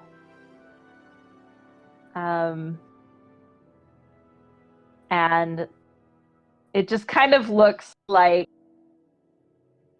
at the end of fall, the colors are muted and everything is just kind of grimy and not very pleasant. And so it's kind of got that look to it, but it's starting to snow. And she's just kind of like, well, I guess we're doing this. Yeah.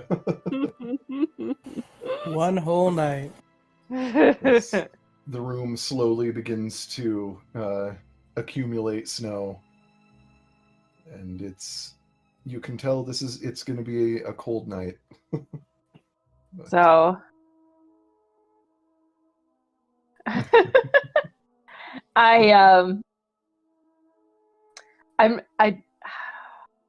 do I know if I can use a blanket? from the impression you got, it was pretty much unprotected completely. Like even a blanket, you can't. You and Okay. Okay. So There's nothing to say you can't be near a fire or something like that. Just you have to be open to the elements yourself. Is the okay. So maybe because I think I had like a little fireplace in the corner of my room, which is going.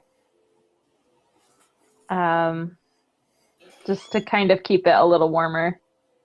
okay? It's still a cold night, but it's bearable at the least. Yeah. So I'm gonna kind of like dig kind of a little bit of a hole to crawl into in the snow. And then I use prestidigitation to make just a little tiny, like a dancing couple, like you'd see at a ball or something. oh, Kind of reminds me of the one that Jamie conjured when we first met, when he was trying to calm me down. And I just watched them dance until I fell asleep. All right. In the middle of that, you hear the is it cold air? I hate you. Shut up, Farland. What's my shot?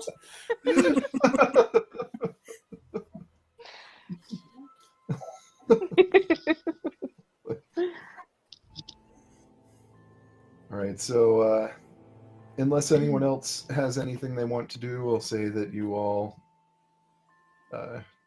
return to your rooms, and everyone gets a long rest except for Tamati, who is kept awake by Constant. I was gonna say I take my shoulder pauldron off, lay it over my face so I don't see the bright lights as much. And now it just sounds like you are in a thunderstorm inside a shell, basically.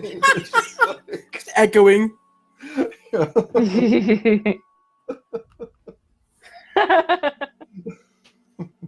Month! A month! Yeah. Everyone rests except Tamati. After about 2 hours of not being able to sleep because of stupid echoing, I run down and just sit in front of the fire Okay. and just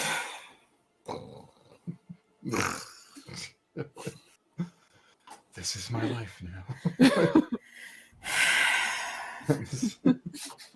what can I do next? this is where the rest plotting. of you, Is it face to buck? the rest of you get the benefits of a long rest. You're back to full HP. Poor Tamati has too hard of a night to get all the HP back. I should probably figure out how much HP I actually have. 5.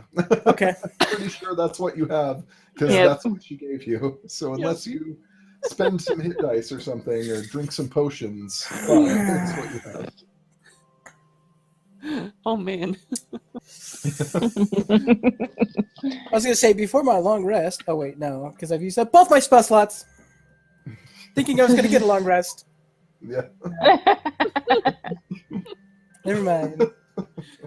You sure showed some mace when you sent him to his room. I did. It was fun. Thank you very much. Still funny! Still funny. It was funny then, and it's funny now.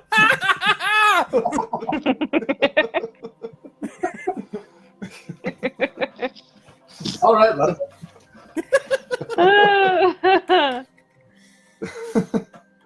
Oh, if only Tamati was the one hearing Zarafal's voice in his head. Just like all I can think of right now is return the slab. So since Thaumaturgy did that for Jisu, would minor illusion work for that or no?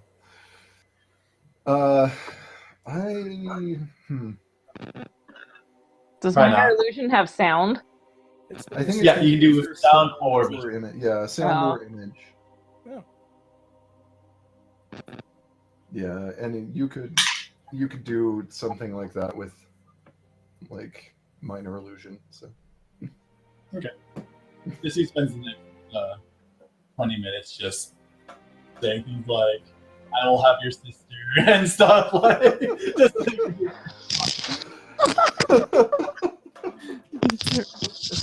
Oh, terrible. that's a really sore spot for him that he did that. So he's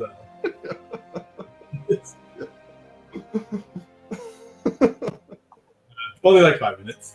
And I never liked your spinach puffs.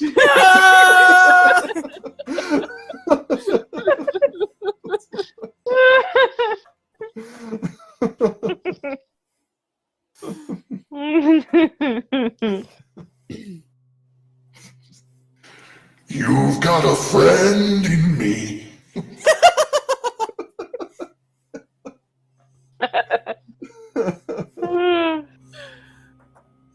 You've got a friend. God, friggin' Xerophone, come here! Friends are friends. Show you, friend! All right, so the next morning, all of you make your way down to the tavern room. Tamati is not there.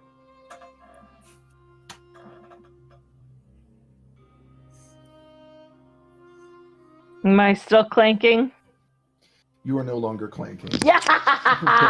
Yay! Ah, it's so peaceful. I'm so happy.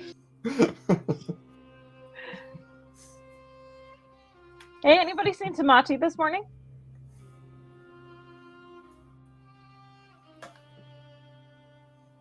No. Not at the bar or anywhere. Yeah, no.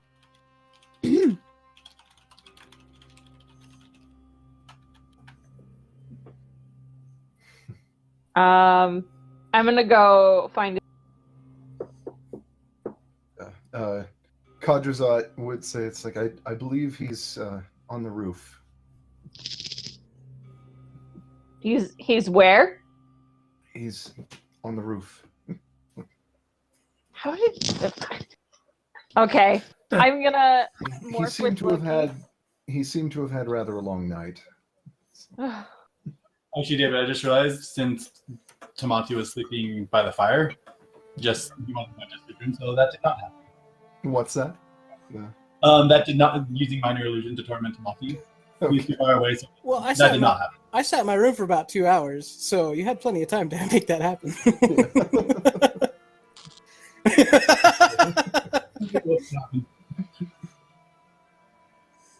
Hey, Macarena. Just 20 minutes of just 5 minutes. 5 minutes. It was like 5 minutes of random. And not continuously, just like Occasionally. yeah. I'm just imagining like Xerophal delivering the monologue that the door gave you guys. No!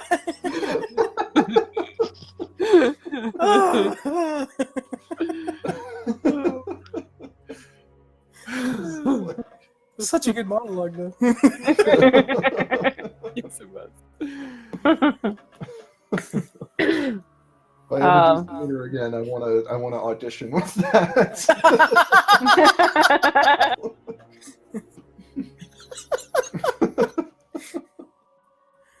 I love you. Yes, in the morning, Tamati is on the roof. Okay, well, I use my Soul of the Raven, and I merge with Loki, fly up to the roof, Okay. and then kind of like unmerge. I'm sprawled starfish against the roof, just waiting for Xerophal to take me. I'm here. Just shut up and take me! I'm sick of this! I lean down and I use scroll.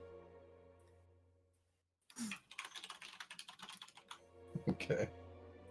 So there is a sudden blessed silence as I gotta go find which player my music is. Right.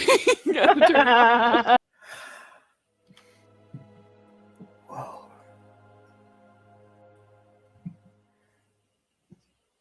That's really trippy, actually. Shoot, I lost my whole inventory. Oh, man. I have to retype my whole inventory. Without that, that's Now it's gonna mess with you for the next while.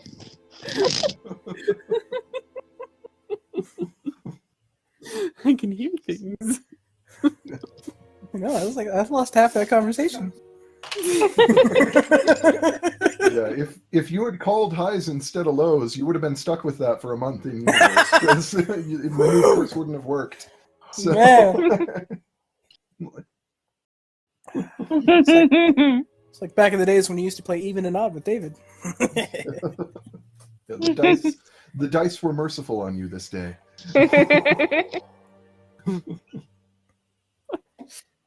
Like her in. You're Does this welcome. This means Zerafall's not coming? No. And I roll off the side of the roof. Face down. Flat. Asleep. I just kind of pop my head up. You fall to 0 hit points from the fall damage and are unconscious.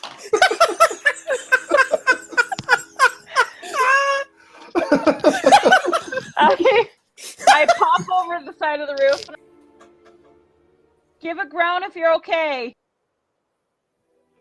Oh.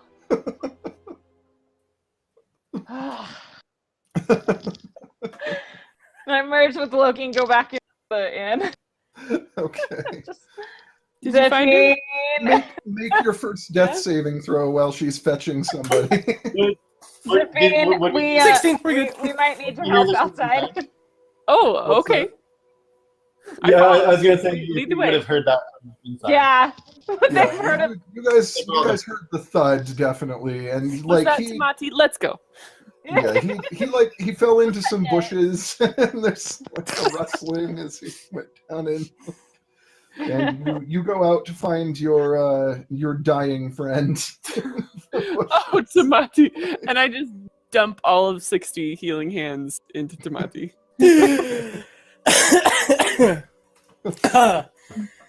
One evening? You couldn't handle one evening? Because I was gone for all of this. That's true. I proceed to tell her everything that happened. The sneak of the red dragon, I just- Zerafall talking to me in the before- middle of the night. Before I did that, I was gonna say, well, to be fair, it was a thing. And then he proceeds to tell her everything. But like in like super hushed tones, like I just came out of like an isolation tank, basically. Like it was awful. I can hear everything now. It's really loud.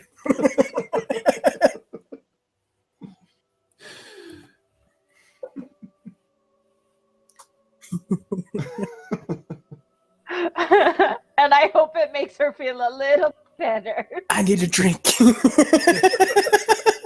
I'll lead. I put my arms under his arm and just kind of lead him into the back in.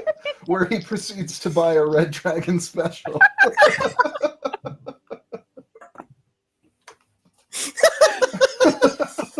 No, not yet. You're like Grog with the deck of many things. Yes. Like, I can't resist, I must. Like, Pull out. I pull out 5 cards. Why would you do that?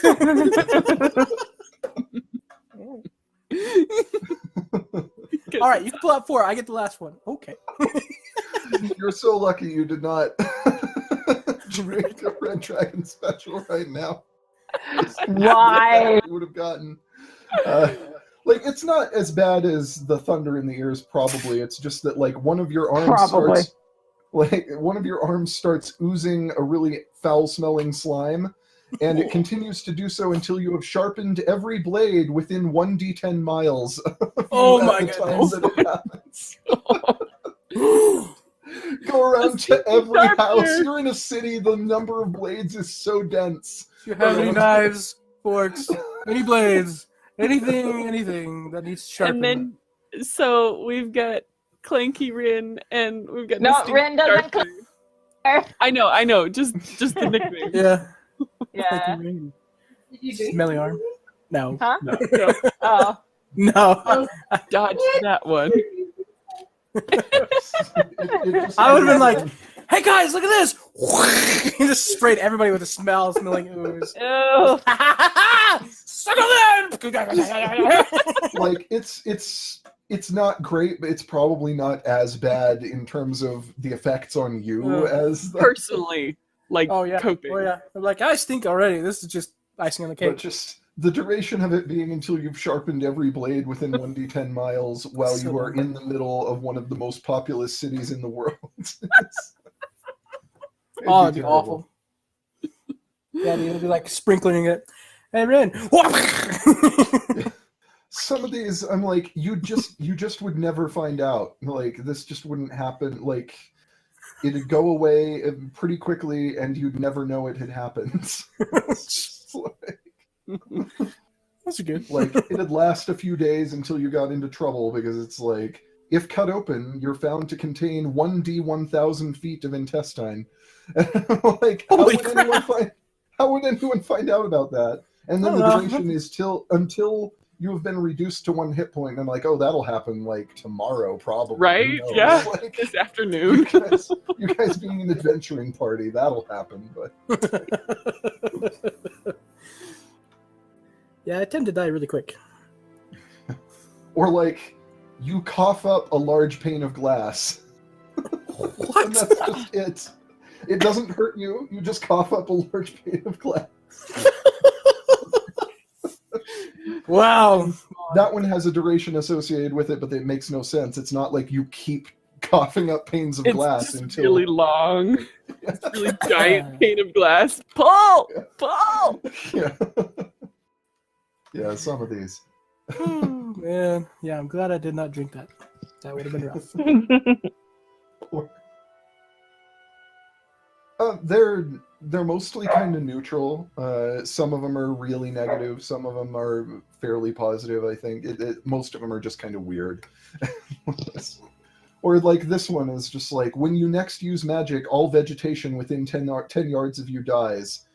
Like, Cool. I can handle that. that one also has, I think that only is like, because it says when you next use magic, that's pretty much a one-time thing, like the pane of glass thing. Yeah. But the duration is until you have married. So There you go. the duration wouldn't actually apply in that case. But, Right. or just like, you completely believe that you sold your soul to that guy at the market. And you just believe that until the current ruler or head of state of the area you're in has died. Oh, gee. He's 19 and he just got in. Oh! Yeah. Raw Which is meat finding is out. invisible to you. Some of these are amazing. Wow. And it like, raw meat is invisible to you until you have tattooed 10d100 cryptic runes on your skin. Like, just like, Oh my goodness. well, just assume that you'll never see raw meat again. I'd run down to the Now tattoo it's parlor. buried. As soon as I found out. Yeah. Tattoos? You're done. How many? 200? 400? What? Yeah. 1,000? Write a book. Yeah, that it's 10d100 is... Jeez. That's a lot of That's runes. crazy. Freaking lot of really tiny writing. Yeah. Sheesh. All right. Now that I've died and come back again, slept 3 times? 3 times in the last 24 hours that I've gone unconscious? That been a was rough the best day. one, though. That was definitely That the was best one. That was fun. Oh.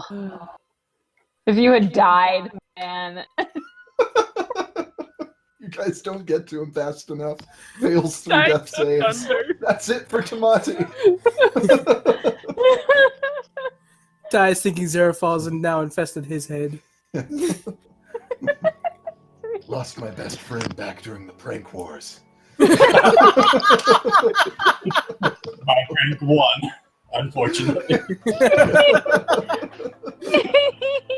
At what cost?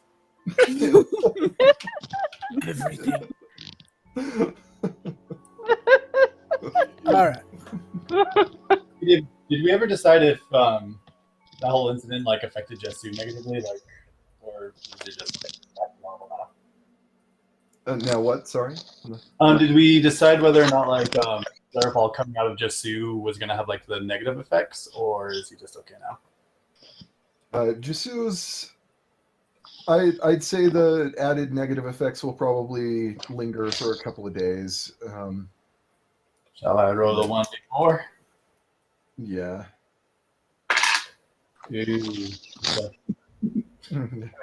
So that's 4. Sorry. Yeah. So for the next 4 days, I only have 2 keys. Nah. Really? Dang. Yep. That's rough. Yeah. Oh, and ever since then, I don't know if you guys see it, but like from the dragon tattoo he has, it's just like a lightning scar like on his chest and his back going down his arm where the lightning came Oh. Jeez.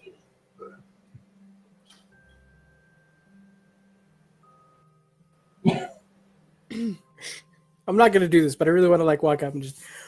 How's it going, Jasu? Oh, I'm sorry. Did I hurt you? Don't do that. Instead, I go. Well, what do we do from here? The most passive-aggressive pair of friends in the world. They just slowly Yep. like, ramping up their passive aggression over time. And just like... It got close. It's gonna happen one of these days.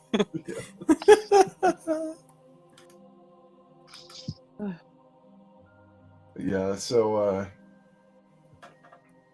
by the time everyone's here, the votes have been tallied and the election has been decided, and you're hearing people talk about it. It's not a huge surprise, given that Shaylin Avenda was not well liked, that he ended up losing. However, the amount by which he lost is pretty impressive. He took only 17% of the vote from the public vote, and of the High Council's 25 weighted votes, only one of them went to him. And so Wow. he was crushed. And I rolled on that, and then I also, like, I already rolled low for him, and then I adjusted the numbers based on the rumor that's been going around. How involved, and then, like, by the time you wake up, there are rumors that the Watch are going to be investigating Shaylin Avenda for like his potential connection to the Holy To cow. the incident. to the incident at Pinnacle Gardens. And yeah, he was absolutely crushed by Kella Midwell, who is the far more popular candidate. She's a half-elf. She's early 40s, maybe. She's a member of the Standing Army. She was an officer in the Standing Army of Gate, and was the Framer candidate. Charismatic, well-liked. So it was always kind of expected that she was going to be elected, given that she was... public opinion of her was so much higher, but even so, surprising results compared to what people were kind of expecting. Word gets around, turns out. It's true. People know people. Yeah. But she is going to be giving an address that will be magically propagated throughout the city in a little while. She's going to be giving a speech. Normally this would be the ministerial acceptance speech for the office of minister, but no one really expects her to get up and be like, thanks everybody, just for voting for me. It's, maybe I'm not. so maybe not happy. today. Yeah. Nice. But it likely won't be long before she delivers her speech. So.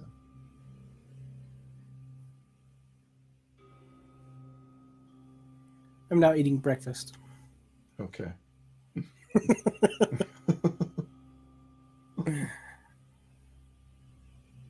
I'm gonna get into my spice pouch and get a little brown sugar and cinnamon to add to Tamari's breakfast. Help make it a little nicer, comforting after the rough night. Yeah. Rough night and the rough morning. Right. Yeah. As a little olive branch for the prank, Kadrazat brings to Mati just like basically an entire solid slab of pork belly worth of bacon. That is like, Oh. All is forgiven.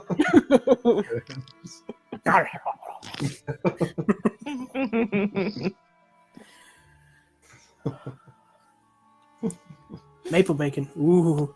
Yeah.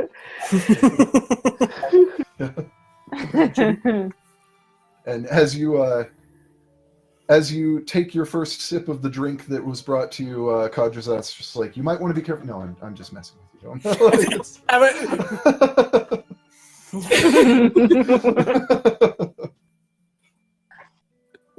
It's like, I'm sorry.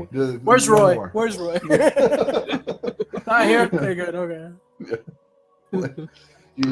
Kadrazat points up and you see up in the rafters that Roy is just kind of sitting up there, kind of grinning down at you. And Roy just shrugs. Sorry. That's 10 drinks. I eat 10 drinks less. That's fair. Yes! Makes it down to 3.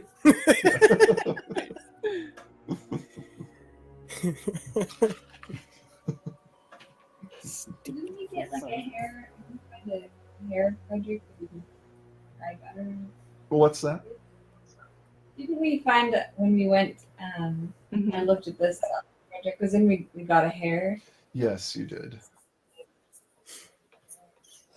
to try to get a more exact location. We were, yeah. So I think Mouse kind of goes over to Roger's aunt and like has like the hair. She's like kind of holding it with both hands. She's like, could I get a more exact location? He says, I can try. And he takes But Mouse kind of like, Mouse is like kind of puts it back. She's like, be careful with it.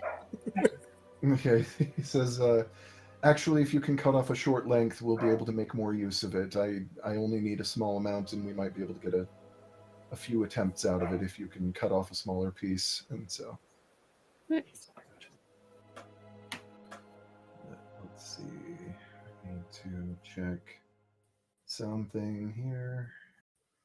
I slide my hunting knife down the bar just so they can use it. But in Mouse's hands, it would look like a short sword, so. Yeah. All right, so he takes the small length of hair and he attempts, but it doesn't quite click in the way it did last time, and he kind of shakes his head and says, no, they've whoever's holding him currently is using non-detection or some similar magical protection against remote viewing. I can't get a look at the moment. So they were doing that before. They hadn't at the time, or we wouldn't have been able to see, but they must have decided that they don't want to be watched. Okay. Well, thank you. Yeah.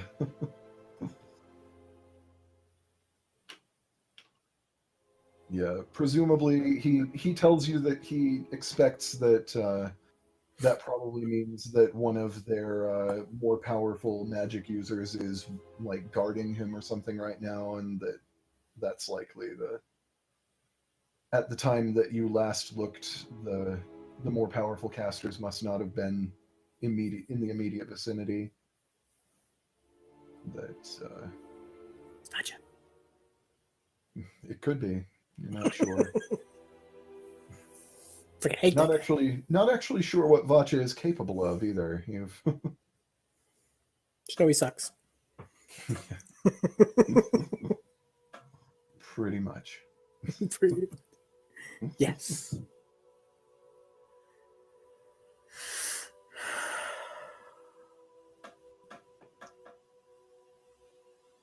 But yeah, there's an announcement in the bar that is from the magical broadcast that Kella Midwell's speech is going to be delivered in a moment. And you hear throughout the bar the voice of Kella Midwell, wherever she is in the city that she's speaking. You can hear it magically amplified all throughout the city so that everyone can hear. And she says, "Citizens of Gate, guests and travelers passing through our fair city, I stand before you as the newest minister of Gate, but the incalculable losses we suffered last night in and around Pinnacle Gardens leave no place or patience in my heart or in any of yours for self-congratulations or for vague, vain meanderings. I will speak only briefly at this time, because I can think of few matters currently of less consequence than the announcement of my acceptance of this office. The ministerial election is meant to be a celebration of the voice of the people and the power of each citizen to effect changes in their communities. But last night, the voice of the people cried out in pain. Senseless violence was wrought upon innocent spectators at the Siege Ball exhibition by some draconic force thus far unknown to authorities both martial and scholarly. In spite of the valiant efforts of Commander Garen Shieldwright and other members of the City Watch who were in attendance, and the selfless bravery of the astonishing Owlbears and the Emerald Wing, who fought this creature and likely bought thousands of spectators their chance to escape, at last count more than 3,109 innocent kindred lost their lives, with at least 5,600 further wounded. Let one thing be known to those powers who would threaten the freedoms and safeties of the people of Gate. We are bloodied, we are not broken. We are shaken, we are not weak. We are in mourning, but we are not meek. We are not quiet. Our honored fallen have had their voices torn from them, and so the survivors must speak in their places. If the world screams at us to stay down, we rise up and we shout back. Gate has stood against storms before. This will not be the wind that destroys us.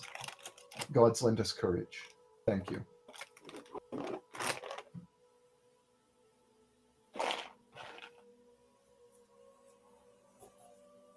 So as you gather a little more information from officials, occasionally a couple of members of the City Watch filter through, and they're able to tell you that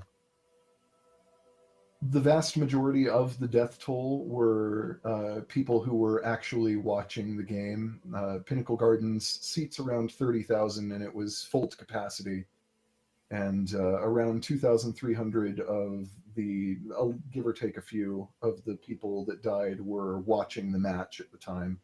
But the vast majority of the crowd survived. The remaining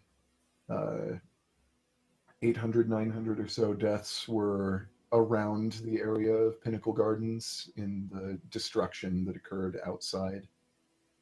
And that the wounded were also kind of a solid mix of the people in and around the crowd and outside the area, but that as huge of a disaster as it is, it easily could have been far worse with the kind of firepower that you saw Zarafal using.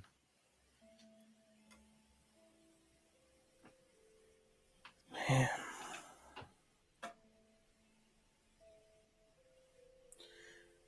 Do we know if any of the watch that we know were killed, like Zareth or what's her name, Vindra?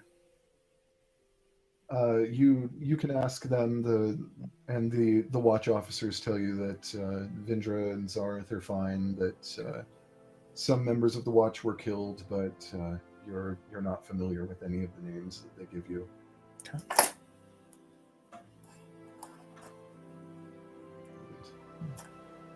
Yasu goes up to Contrabot.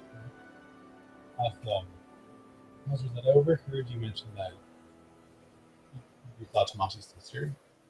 Did you happen to see Seki as well at the game, or? He may have been present, but if he was, I didn't catch sight of him. But I wasn't looking very hard. I was focused more on the game, but Kaya Ruakoha is a bit hard to miss, as are, from what I have experienced at least, most of the Ruakohas. You met more Ruakohas? Well, Or just you the and two your of us? sister. Okay. Right. You were like,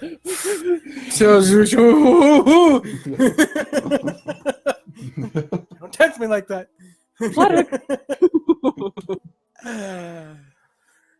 Whew, okay. Says, even by Goliath standards, your people seem to stand out. It's Yeah, we try.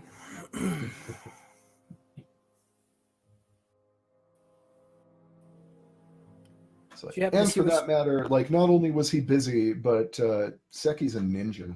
Like, he may have been there. he was probably Nobody saw totally him. what nobody knew. Even Kaya didn't know he was there. Like, He's in her shadow. yeah. He is her shadow. So he could have been there. You're not sure.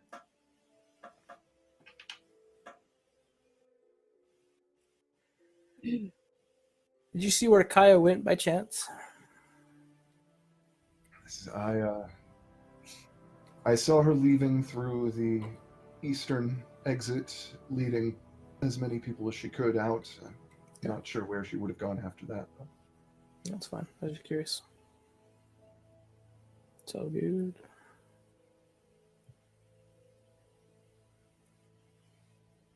Something we do need to do is to get in contact with the Siege Ball officials and learn their final verdict. Because the prize money could be well used to further the cause of preserving all that is, of finding my parents, of finding Jamie, of battling the forces we are combating. And that's valuable. It's true.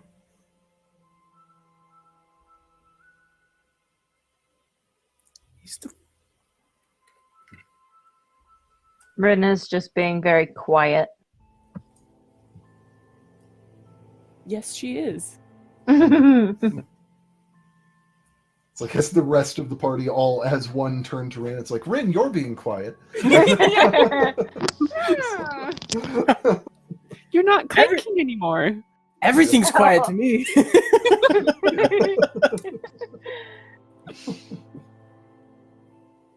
Did that just wear off? Oh, we solved the clinking problem last night. Oh, good. Someone know a spell?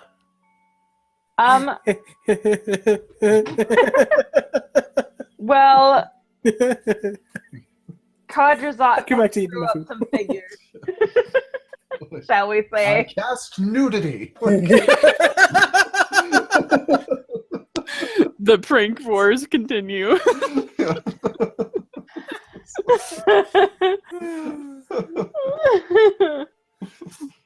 That's the spell. Solves the problem. Oh man.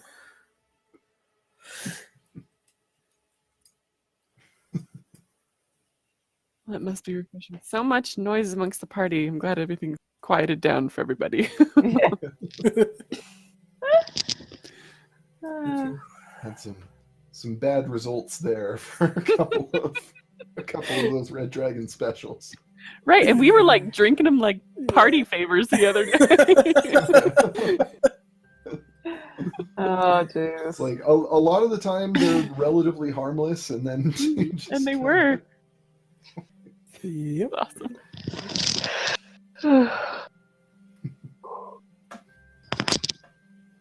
So if there's nothing more here, I'm going to go and seek out some sort of siege ball officials. Okay. No. Lost Chris and Heidi. Yeah, your screen. Lost your video feed. Oh, Oh, there you is. oh. You were Nope. there for a second. But wait. Nope. Nope. Yep. Yep. Yep. Uh-huh. There they are. Oh, Whoa. There we are. there it is. Hey, welcome back. Yay. I'm gonna go with Safine. Okay. Okay. It might be good for all of us to go and show a team, represent the team, or we can just go with who wants to go. But Team solidarity. And one for I'll catch up Codger's with not you rolling guys. behind to tend to the sanctuary for this one, but perfect. I'll catch up in a little bit. that's fine. Jesse stays back and kind of just rests because he's like not feeling well. okay. But Miss Because he's the hero. Yes. I scored the most goals. The most important. From the audience. I mean, I would not put it past Sameas to genuinely believe he was playing alongside you guys in that game. Who knows? Like, it's just like, It's a crazy mixed up place in his head. yeah.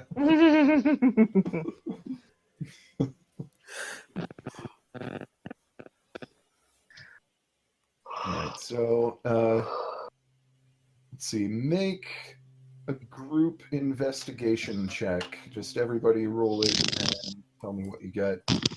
Okay. Investigation? Which went up? Oh, natural 20.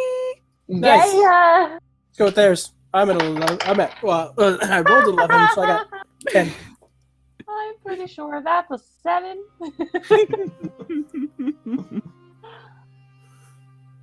I don't actually have my thing open anymore to look, but I'm pretty sure that's a 7. So 7 for Mouse, 20 for Sameas. Okay. I don't have this one. Nope, I lied. That's a 4. Okay. Even better. Nice. Let's see. I'm trying to decide how to rule this because this being a group check, you have 2 successes and 2 failures. And so it's like you are. One's a natural 20. Tip it That over. is true. Sure. I'll say you have kind of a hard time actually tracking down any of the officials because Oh, and I didn't actually. a lot of the city Should I have officials, if you rolled just that? huh? I didn't actually go. Should I have rolled that? Oh well, you said you were going to catch up, so I guess if you Oh, okay. Okay. if you go help look eventually. Okay. You gotta catch up and you get lost on the way. Right. I'm like, Malvin, we think Yeah, it's this way. The city officials, like city government, is in quite an uproar right now, and so a lot of the officials have their minds on other things, and ultimately you are able to actually track down somebody who points you in the direction of the, like, more or less what you would call the siege ball commission, I guess, the people that are going to be able to handle this that are not too busy with other things at the moment. Can we backtrack just a little bit? Sure. So after everybody, Rin's gonna go find Kadrazat at some point. Mhm. And I was wondering if you've heard anything about Leomarth, if they've found him or if there's any word. I'm afraid all the buzz that's been coming in and out of the place has been related to last night's events. But if I hear anything at all, I'll let you know immediately. As soon as I can pass it on, I will. Okay. Thank you. Of course. And then I go leave. Okay. So yeah, it takes all of you some time to actually track down the people that you can speak to about this, but when you do, you make your way to sort of a nondescript public building that looks like it is just used by what is technically like a public service, but they're not properly government exactly, but they are sort of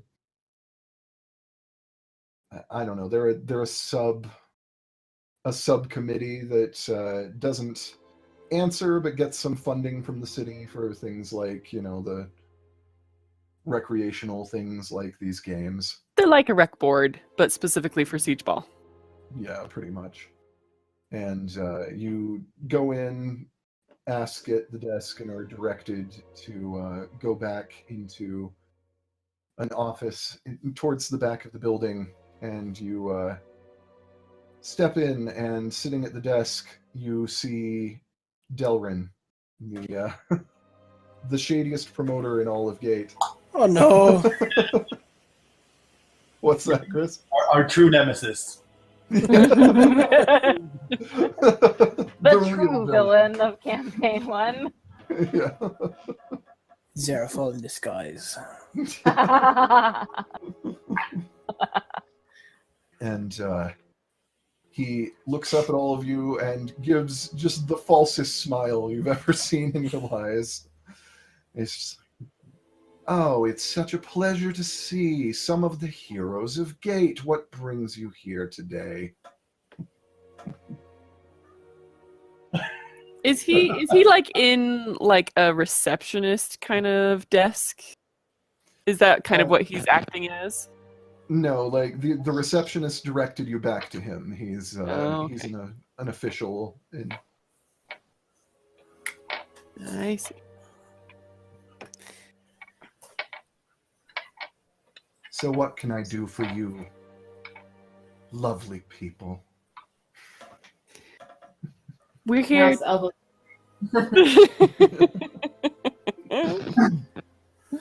We're here to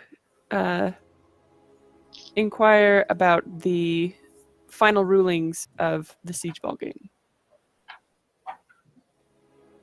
Well, that seems rather petty, but as I recall, it does seem, if my memory serves at least, I do seem to believe that before the unfortunate happenings, you were being beaten rather soundly. I'm not sure that there's been an official judge's decision, however, considering that your tower was being held up by Pebble and like 1 or 2 pebbles and perhaps the wishes of some small children in the audience. I am not entirely certain that the judges would rule in your favor, and I would honestly very much like to see that you are treated fairly here. Well, thank you for sharing your opinion. Who are the judges that we could speak to them instead?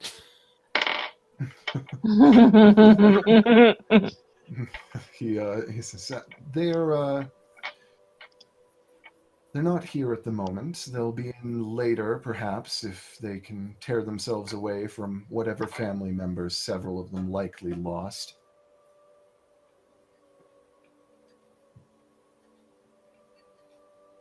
Thank you. Exit. Don't need another second with Delrin.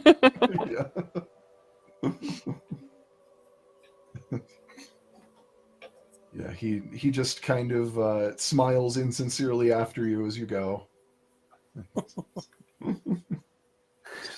Have a nice day, please.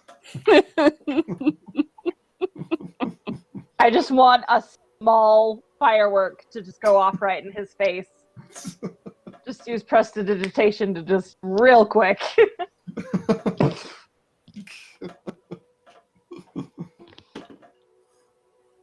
Yeah. This time he was expecting something like this, so it doesn't seem to faze him. I don't care. Yeah, he just It's like the cartoon where his face is just black. Lights it off. I don't even look. Yeah. I just did. Because I'm just like, through the blackness of the soot, just you see that insincere smile, just like just hangs there.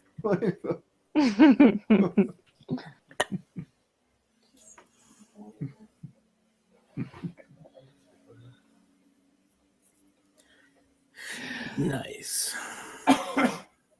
Now about those dresses.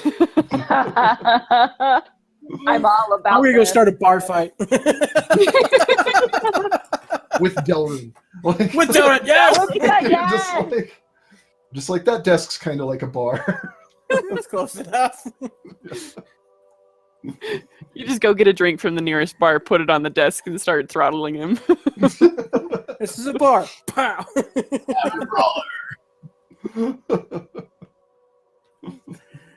Oh, goodness.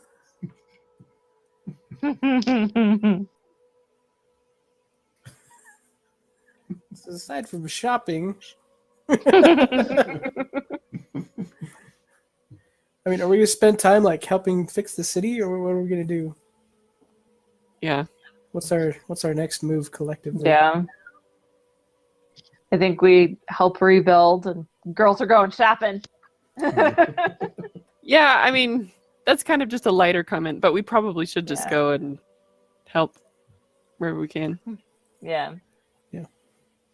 Levitation for moving building boulder. Yeah. Tomati, Yeah. while the women go shop for apparel, do you think that we should go peruse some armaments? Ooh. I don't know if anything can be done by now, but yeah, we could go talk to what's his face.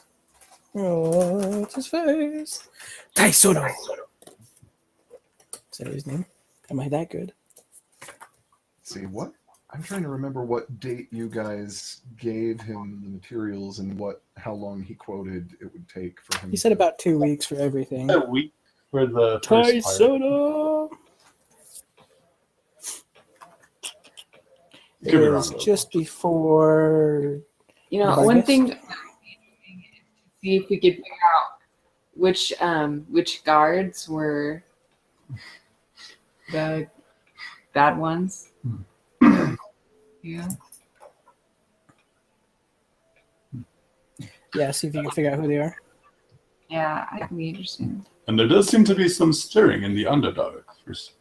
I don't know how it's connected, but that is something we can imagine. It is true. Let me see. Yeah, it was just before we went off to chase the Barghast.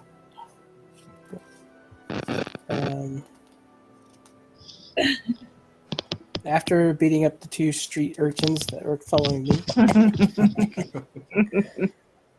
By the way, just really quick, ever since David did his slimy smile for the one guy, it's been frozen like that this whole time. I just took it.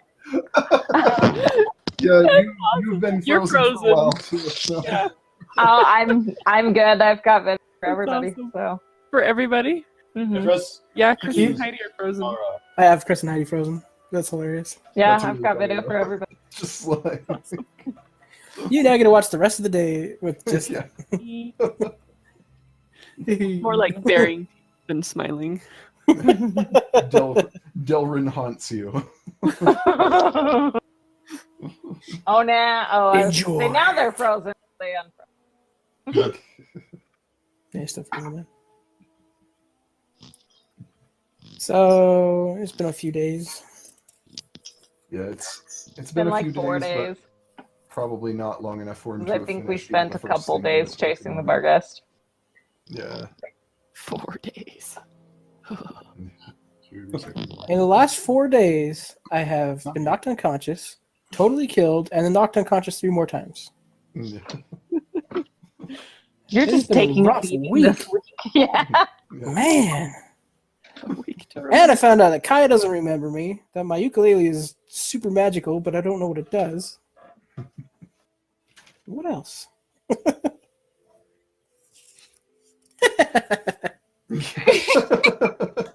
Oh yeah, we found out Diego Della's death. Just That was that good. forever. That's awesome. Jeez. Oh That's man, funny. that's awesome. Man.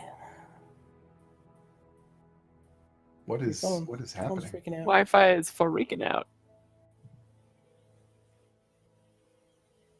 I think there's something wrong with your phone. Might need to turn it off and on again. That's what happens when we have too many videos going. On mine, it's just like red gone. Yeah.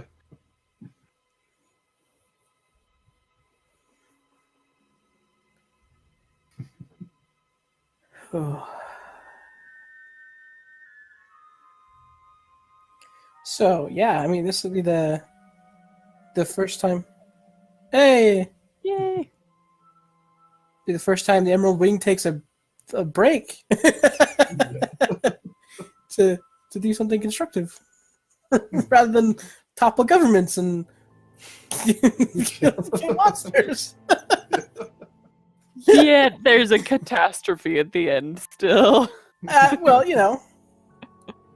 You could hear everyone. Oh, Then it died. I'm sorry. Died. Technical Battery or- difficulties. Yeah, we just lost. I just lost Heidi and Chris. Mhm. Yeah, Heidi and Chris are going. Oh, jeez. Gunny gun. They're not. They're in- not even in chat anymore. Yeah, Yeah. they're not even in Discord right now. So. Ow. And somehow I still am, even though my phone died. Yeah. That's funny. It's pretty impressive. Okay. Well, I mean, I we're will just be kinda- back We're kind of shortly. just killing time as a party, though. We're kind of like, go help people until something else happens. Yeah, Might be a second. you have a number of hooks that you could follow at, like, you could pick where you're going to go next. You could choose to spend some time just helping out in the city. However, any of the things that have any kind of time countdown will continue to tick. So that's something to keep in mind. Right. And like the cleanup and rebuilding process here, even with your help, it'd take a while. Yeah. It's going to be a concerted effort for quite some time on the part of the city to clean up the debris around the Pinnacle Gardens. Oddly enough, the gardens themselves were not all that damaged. It's like that was more or less the eye of the storm. It's the area True. around Pinnacle Gardens that was actually hit hardest in terms of property damage. A lot of people were killed at Pinnacle Gardens, and a lot of property was destroyed around it. Gotcha. Okay. Not nearly as many people were killed as would have happened if Chris had failed that save by more, though. Right. Jeez. Things could have been a lot rougher, but yeah, probably at this point it would just be up to you guys to decide amongst yourselves where you will be headed next and which threads you're going to tug at. Yeah. No kidding. Welcome back. Hooray! Can we hear you? Speak to us! Mouse has a treasure map. That is Oh. true. Hello. Hello. Hey! There we are! We are here to contact you. Yay! Yay, people be Yay! Welcome back to the party.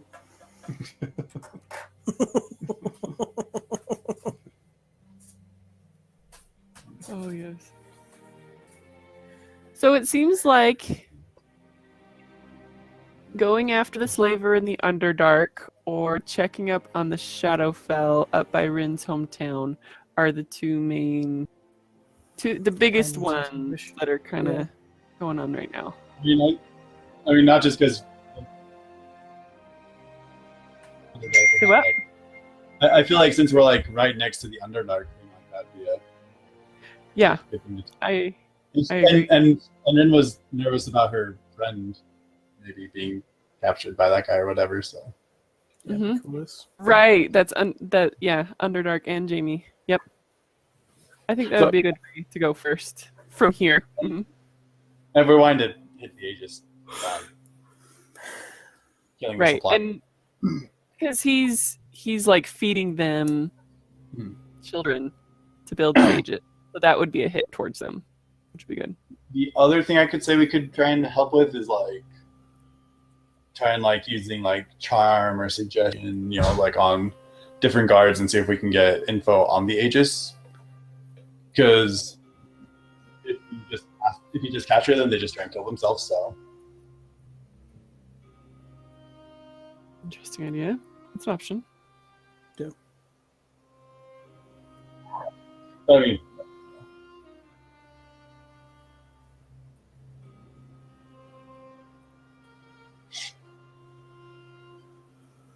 and we can help like the city. We can take like a day off or something like that. Yeah, I was gonna say take a couple days to recover. Yeah. Because I know I haven't slept in like a long time. Did yesterday count as one of the days just so you only has 2 keys? Or does that start today? I'd say that starts today. Yeah. Another reason why to be patient a little bit. I mean, That is a good point. it'll be a fun challenge to like not use my main. A fun challenge to like get stuff once. It can be like Tamati not raging and not being a werebear. But it'll be fun to try. Speaking I of got not being a questions. werebear, I'm not a werebear right now, so That's right. You've been remove cursed. You can't wear bear for the day. Yup. Mm. And did you not get enough sleep? Nope. 1 point of exhaustion! And I don't have my spell slots, and I don't have anything. Yeah, so That's true. You would probably have a level of exhaustion from. thanks, Christ.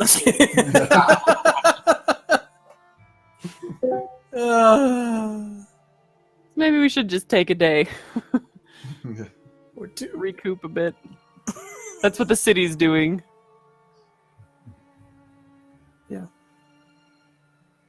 Take a couple days. Sadie's back in About where we chat, but I can. don't think we're getting audio from her. Mm-mm.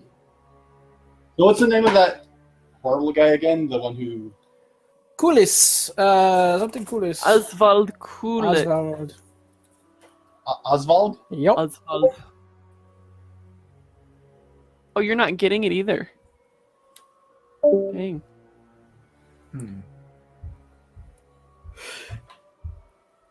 Oswald Coolidge. Coolis. Well, I put him on the list of enemies. Yes. On my character sheet. That's a good list.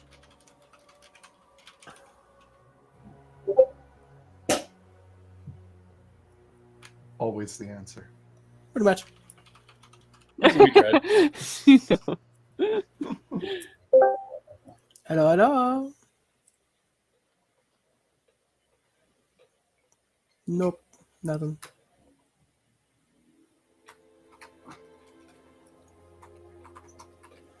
All right, everybody, all at once, raise your hands in the air and just be really funny.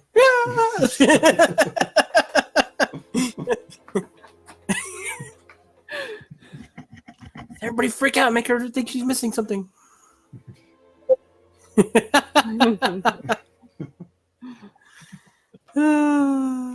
Reboot the phone. Hello, IT. Have you tried turning it off and on again? Hello, IT. Have you tried turning it off and on again? You have. Oh. Is there a green glowing light? Nope, that means it's off. That's the question. Would any shops be open when they have about that major? Would what now? Any shops be open? Shops be open.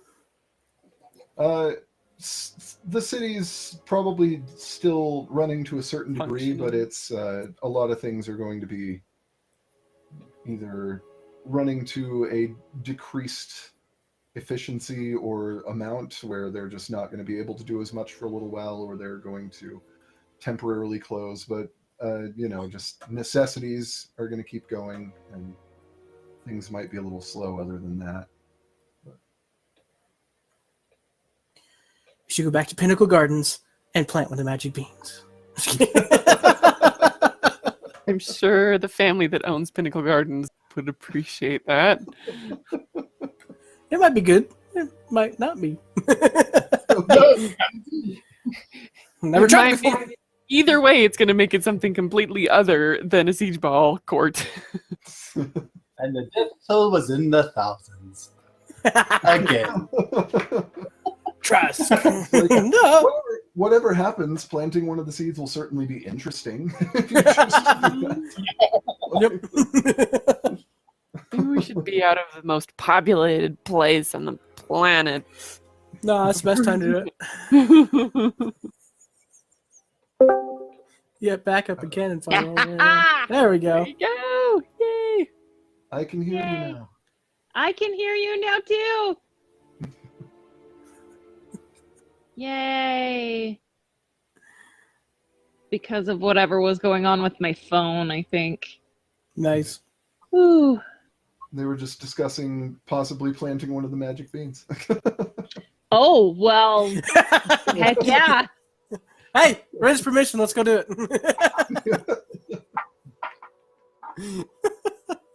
As fun as that would, Jesu has higher wisdom, so I think he would. What?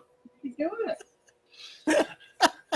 I mean, you have to convince me, you have to convince Jesu. So We need some suggestion.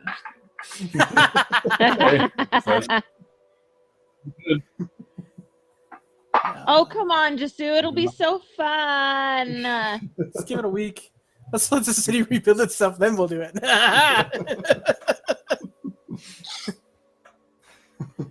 Oh, goodness. I know tomorrow's vote is to sleep, so. Go in there, land it. Is it late enough that we could sleep? No. It's morning. It's still like morning or. You guys just woke up, found me. I rolled off the roof, fell unconscious, and then we went It'd probably to be like early afternoon after you had spent enough time looking for someone to speak, and then That's ran true. into Delrin. I guess Delvin takes so much energy. I feel like I need a nap. Yeah, lost Chris and Heidi's video again. No, no. Oh. Our internet's really bad. It's alright. It's all good. Everything's broken. Yeah. Technical difficulties. All right. Nope, now I got to. Guys, now I'm in my room and I don't want to leave. I'm saying you have to. I've got my laptop running out there still with the camera on. Yes, you do. So good.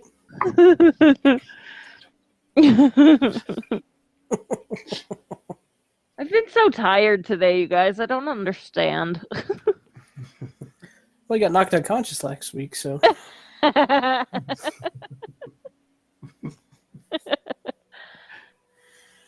All right. So today's Thursday, Coors Day. Is today Coors Day? Mm-hmm. No, Oh, I yesterday lied. was Coors Day. Yesterday was Coors Day. Today's That's Gels what I Day. Gels Day. The equivalent of Friday. Yay, Friday! So we'll spend the weekend up in my dad's ranch. No, I'm just kidding. Oh man. Does your dad have a ranch? No. Like, what? Sounded, How just is sounded that? good. It would be awesome to have everyone come out to the ranch here sometime, so much like fun. in the summer. That Yeah. would be really cool. You have a ranch? Wait a minute. I can't tell if people are joking or We're gonna serious play now. more often. This one's serious. Oh yeah, that was Yeah, definitely serious. we live on a ranch. Oh, our internet's going out again. Should we go upstairs or something? What a bummer. Ooh. I mean, we can always just say that we're gonna spend the weekend and then call it for tonight. Yeah. 11 o'clock. Yeah, I will say that you guys, some representatives of the judges track you guys down, and in spite of Delrin's naysaying, the judges at least are somewhat favorable. They do say that, like, before, it was an incomplete game, so we can't make a proper real decision. The Emerald Wing was on the losing end of the game at the time that it closed, but like, to put it politely, the game closed early. Yeah. But, I say, however, we've spoken to some of the city officials, and in light of your assistance during the attack, we would like to still offer you a partial reward at least. And they I feel like I'm gonna have to be out at the computer for this part.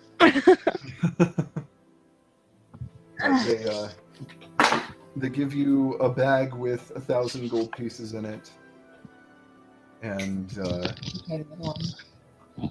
You can try mine. they give you each a voucher to a small oddities shop in town, and they say it's nothing much, but at least you're likely to find something interesting there. These vouchers are good for one item. Would that be full Aqua's oddities? It is not. Oh, take it! Had your eye on something special there. Yeah.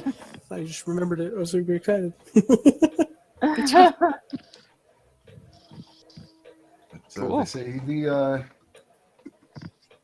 the lady who runs the place is a bit of an eccentric, and she does insist that anytime we get vouchers from her, that if you turn over a voucher to her, she must be the one who...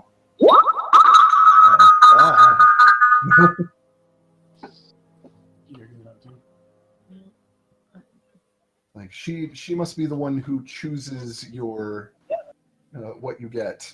Our oddity. Interesting. I see. That'll be fun.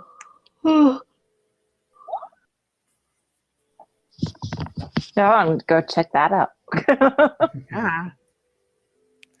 Who needs dresses when you get Oddities. Whoa. Okay. Is it coming? There we go. What do we Technical difficulties. So they gave us 1,000 gold, and each of us a voucher for an oddities shop, good for one item. Was that me? I think that was. Yeah, I don't you know. good. I don't know. Technical difficulties. They give you enough vouchers for everyone in the Emerald Wing. You don't have to fight over them. Woo! Nice. Want to look forward to that next time? Yeah. And we got 1,000 gold as a party. Yeah. Are we just putting that into party funds for now? Sure. Well, let me just. What was our goals for, like, everyone should have this much personally, like, so they can go shopping and stuff, and this is everything else goes to the party. I feel like we talked about that before, but I don't remember what. I feel like we did too, but I can't remember what the total was. I don't remember what the total was. I think we kind of did a. Everybody freezes. Who jumped? Oh, it was Mouse. Okay, we're good. We talked about if it wasn't like us specifically finding it, then it went toward the party fund. I mean, that was kind of the general rule of like, hey, everybody makes a perception check and you get like 1,000 gold. As opposed to like, I am making the check, this is how much gold I find. But that was more of a general check. Yeah, that was So earlier on though. I think Yeah. later on we established something like 500 gold per person or something like that. And then I think working towards that would be a good baseline to try and build up in the party. Mhm.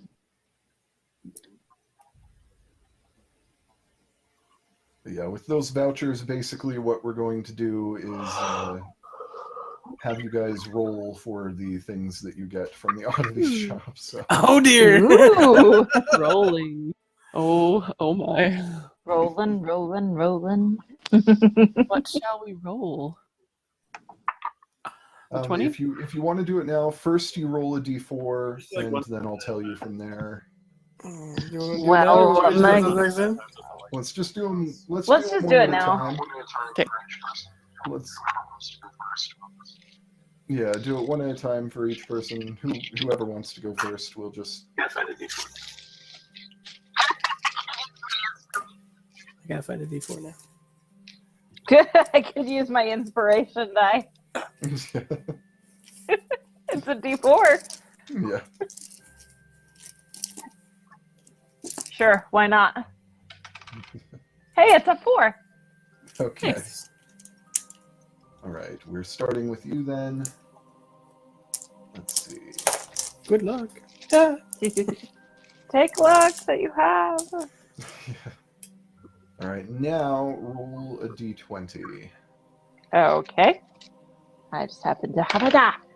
That's an 11. Okay. Now, roll.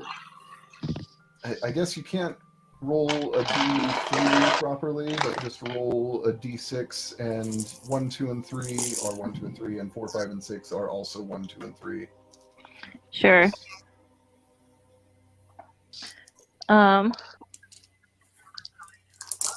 I feel like I'm missing another die, and oh, hey, look, a D6. 3. All right. So you come into this shop where you meet this odd little elven woman who is very skinny and just has like this hawkish beak-like nose, and she looks you up and down and says, "Ah, I've got just the thing for you. Wait just a moment." And she It's like the wand shop. like she goes into the back. I've been wondering when I'd be seeing you, Mr. Potter. She goes into the back. You hear some things falling over, and at one point you just hear. It's like are you okay? Like it's like gung, gung, gung. Yes, fine. Don't worry about it. And so Oh, okay. she comes back out with an embroidered cotton shawl with abstract designs of wavy parallel line patterns. And she hands it to you, and she says, "This is the Golgi shawl." And so the way that this works is that whenever you're wearing it, it does not require attunement. Whenever you're wearing it, you gain +1 to your dex. Nice. And at any time, as an action, you can choose to take 1 HP of damage to increase your dex by another point for 10 turns. You can do that any number of times, but hit points lost in this manner don't heal normally. They can only be healed after you spend 24 hours prone without moving at all. Wow. Oh my gosh. That's pretty cool. I like it. Okay. So just a second, let me... Yeah, you send it to me, and I'll copy and paste.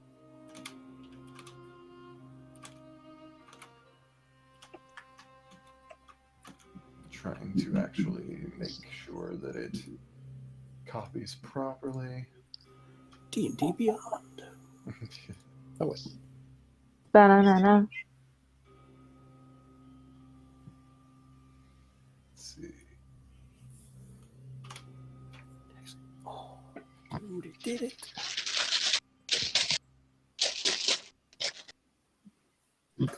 Yay, I spelled it correctly. How'd you spell that correctly? All right, who's up next? I got a 1. Nice. What? One. On the D4? Yep. All right. Let's see. Got to figure out how to do this one.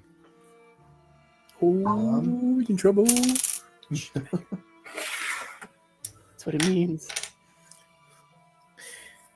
You get some magic beans. I guess. Oh, there's actually a table in here that I can use for this. Okay, that helps. More bad stuff. The All table right, of destruction. roll a D100. Oh. Oh gosh. What was that? Oh. Oh.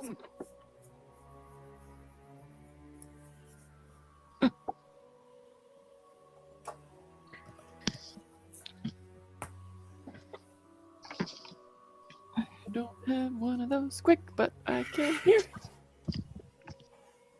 29. 29? Yep. All right, let's see. Okay, where is this?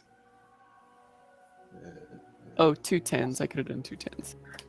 Yeah, that's okay.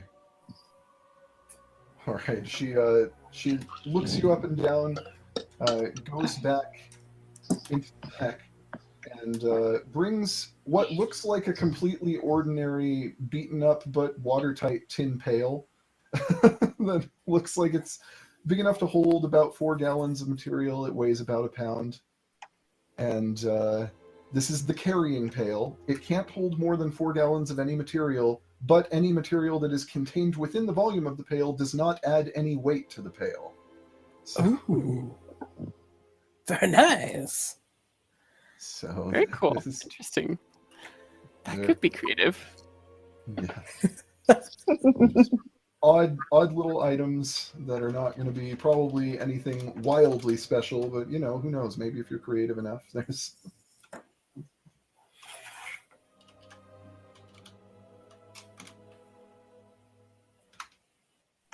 All right, who's up next? I am not getting audio from you guys, but More now. A little bit. 4. 4 for mouse. okay. Let's see.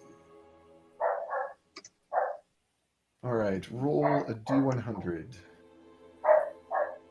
Those 10s.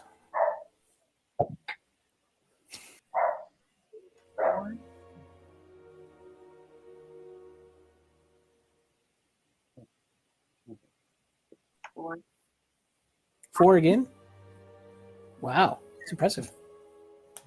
Okay, let's see. She goes into the back. There's more rustling, clanging, a little bit more screaming. This time the screaming seems to be completely independent of any of the clanging. Just randomly there are a few moments of silence and then just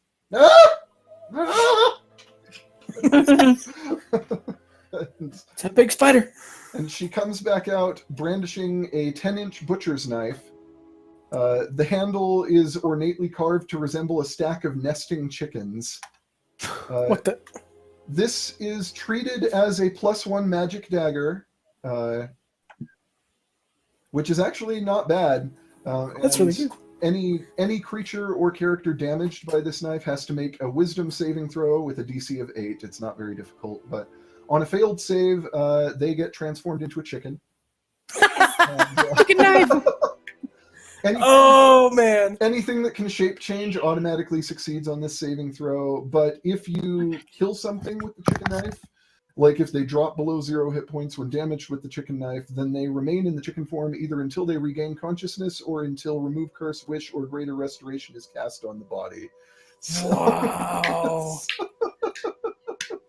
So with my hair tie one, like it comes back when I throw it. Does this one come back when I throw it? Yeah, it's a magic dagger, so it is.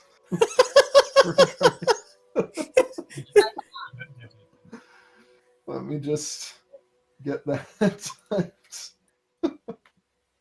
And I'll send it to Chris so that he can. One more time. Do you have to attune to it? It doesn't specify, so I'm going to say no on that one. Start flinging that dagger. You're a chicken. You're a chicken. You're a chicken. Everybody's a chicken. It has a pretty low likelihood of actually turning anyone into a chicken, but What if it does? Always a chance. I don't always turn people into a chicken. When I do. yeah. Who's up next? I'll go next. Okay. I'll go for just Okay. So D4?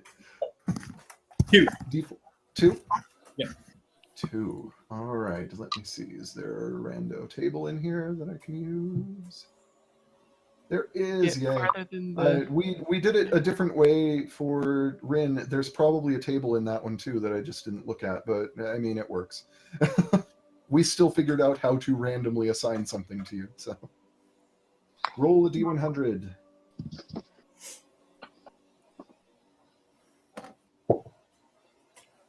$79. 79. All right, where in here is that? That is on this page. This page? Where is it? It's supposed to be. Oh, there it is. Okay. All right. So she goes back and just one prolonged scream the entire time she's back there. Like she just, like has to stop once. She's like, ah! Ah! Just she comes back out holding a silver ring that has an inscription of lines and grooves around the inside edge.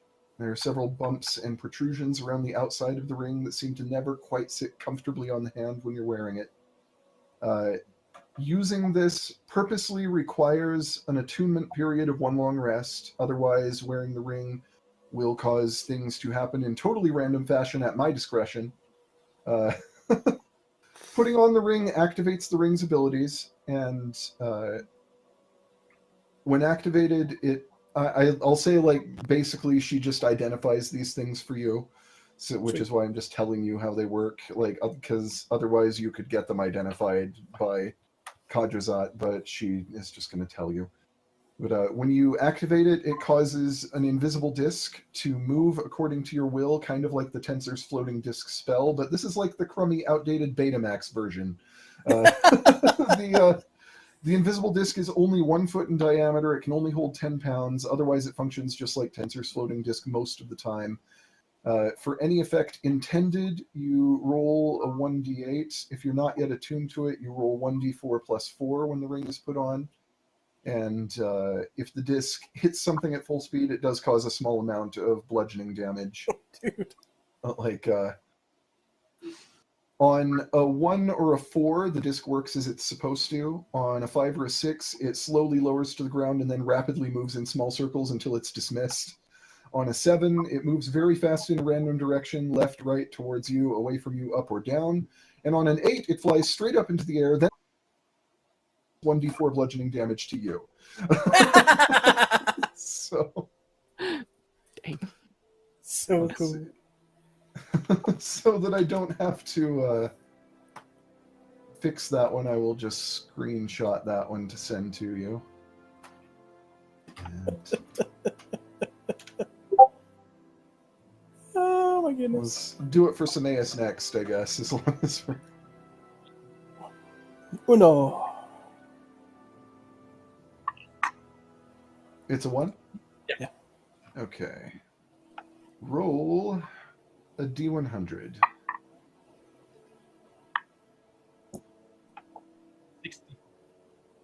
64?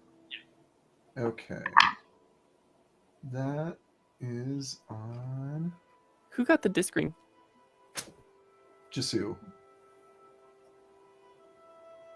So she goes back into the back, and it's completely silent. You don't hear any crashing. And then she walks back in through the front door behind you and hands a small crooked brass tube with an obsidian lens on one side and a crystal lens on the other side. And in the middle, there's a sliding knob that clicks into place in 5 settings. This is Gumduffin's extraplanar periscope. It requires an attunement period of a short rest. You can attune to it at a short rest rather than a long rest. The 5 settings refer to the 4 elemental planes as well as the astral plane, and looking through the crystal end of the periscope allows you to peer into one of the other planes. Whoa! That's cool. So it's the 4 elemental. Yeah, and the ethereal. Astral. Astral, sorry. That one. But let me copy that and quickly fix it up. Might want to borrow that from time to time. Seriously, that's pretty good.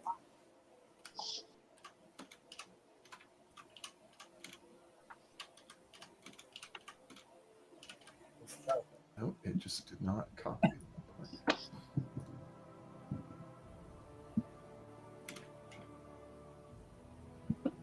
Okay. And now to Mati. Oh dear! 4! All right. Roll a D100. Wait, what? What? That's not what I did. Like I said, I did it wrong for you. If you really want, we can do it again, but we still managed a way of getting you something random, like randomly determined. So I rolled a 00 and a 3, so is that like 103? It's No, 3. Maybe 03, yeah, okay. yeah. I was like 103 on the 100-sided dice, yeah. Okay, roll again because she's not giving you a chicken knife too. Ah! 11! Okay. All right. That's on page 7. Okay, she goes up and she looks at you and kind of squints at you, and she reaches into your beard. Her entire arm goes in there as if she's reaching into another dimension, and you don't feel anything. It's just weird. And she pulls out a clear glass jar about the size of a large apple with a tight-fitting lid. Ooh. And roll a d4 real quick. Oh, crap. Using my mystic dice. 4! Woo!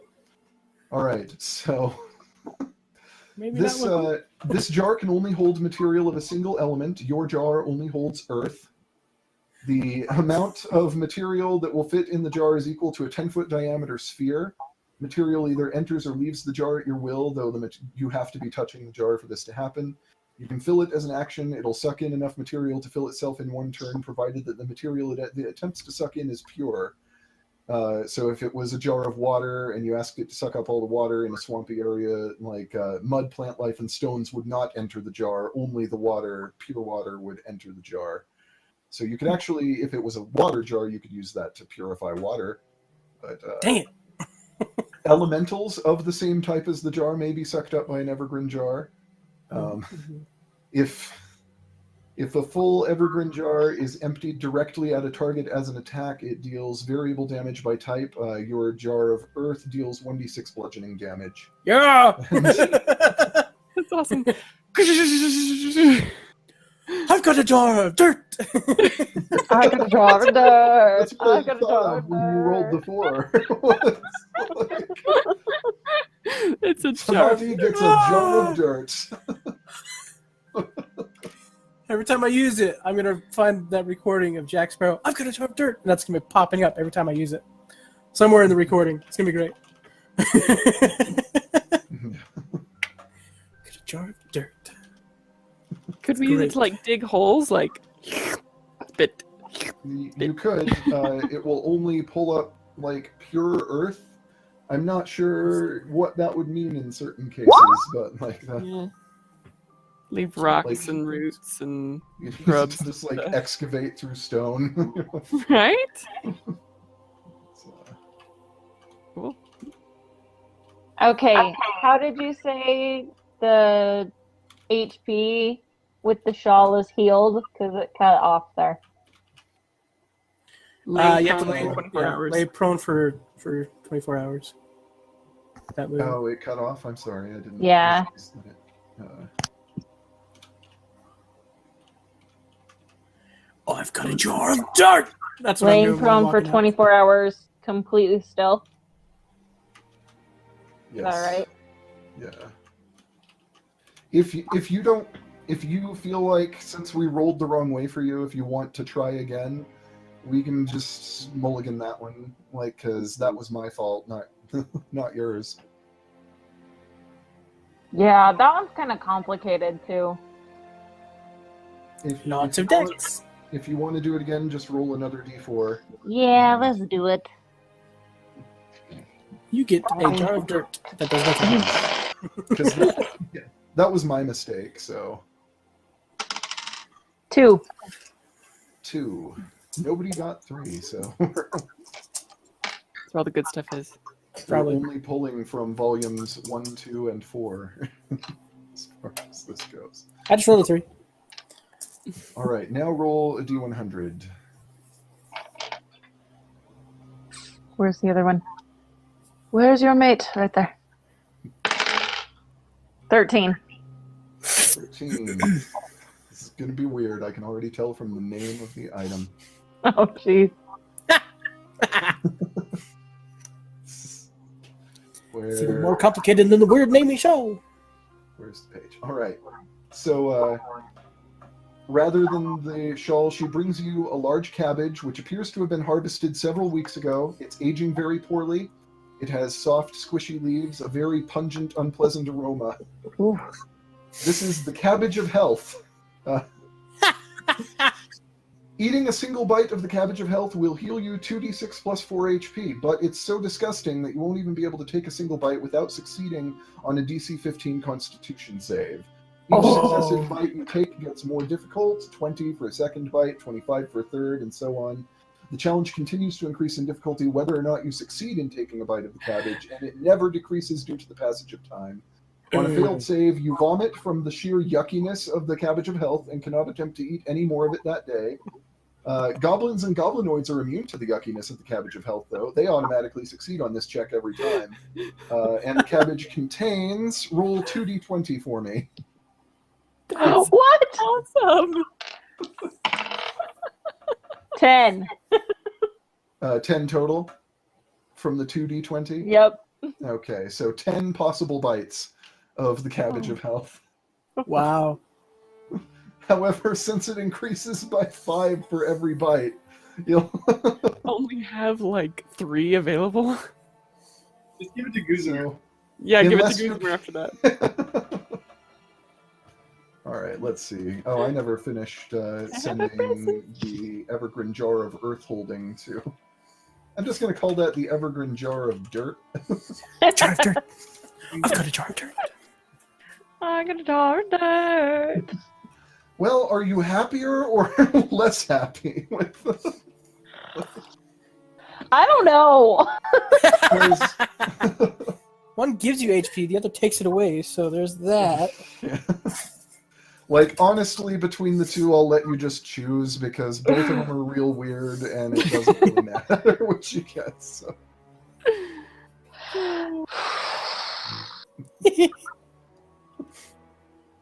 I don't know. So the thing with the shawl is that it does give you a 1 dex bonus flat. Yeah. And Yeah. that's always there even if you don't, like, cut any of your HP in order to add more dex. And that's to the score, not the modifier, right? Yeah. So does anybody have like an odd number on their deck score? I have 17. You want a shawl? Yeah, you want a pail? I'd trade you. You can have it.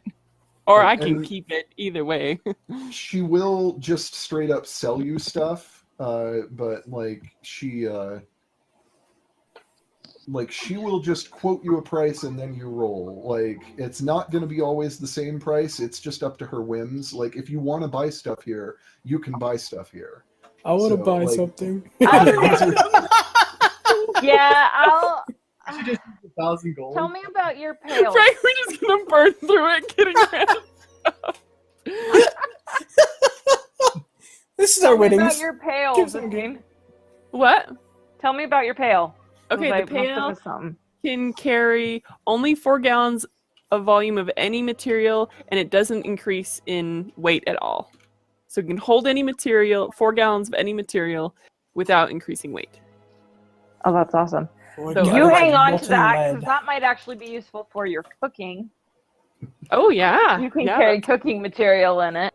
yeah. Or And I or will just give you the shawl. Happy birthday. I got a jar of dirt. that is happy. Excellent. So I'll just send you this stuff that he sent me, Shara, for the shawl.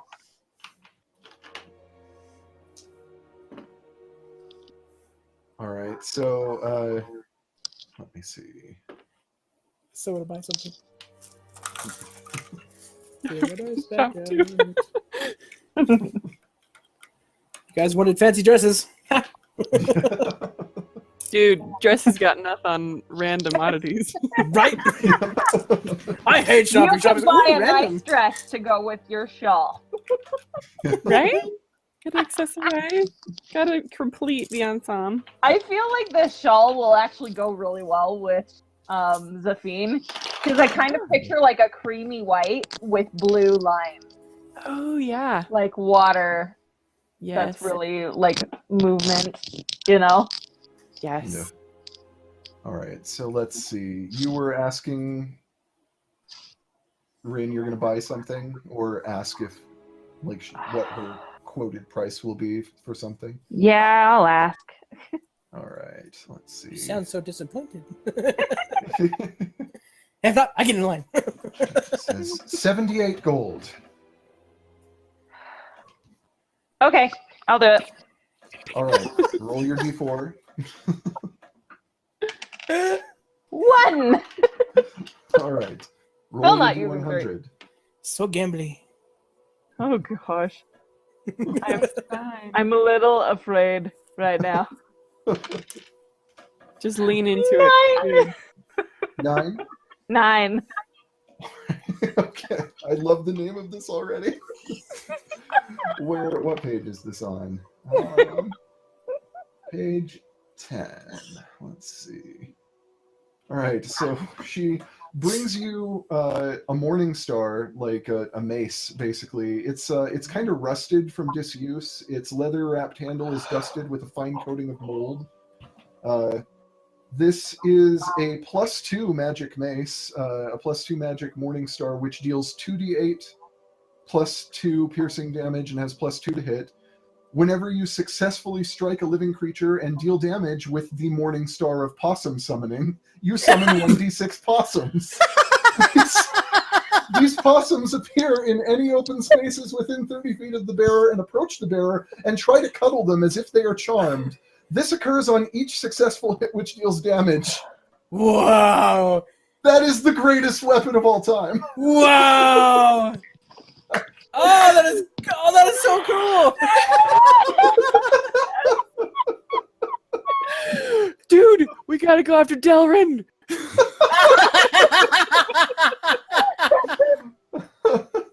No, they try to cuddle the bearer, not the target. The possums try to cuddle the bearer of So the... much worse.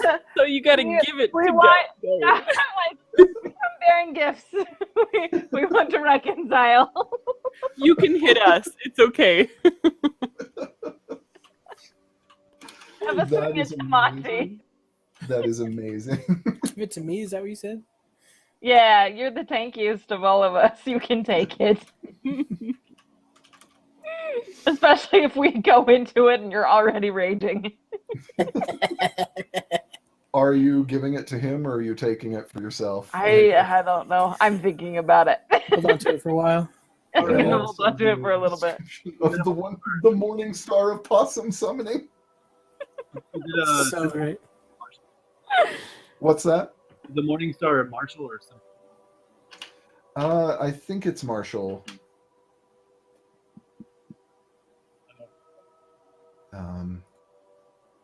Let's see. Do I have anything I can look that up? Equipment.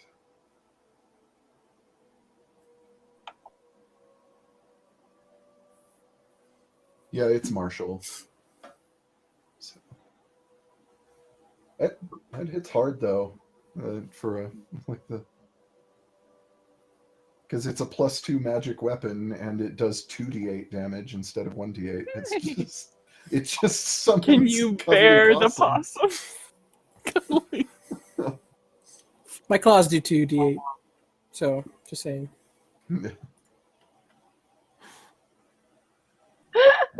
Does anyone else want to buy anything? Yes, please. Okay.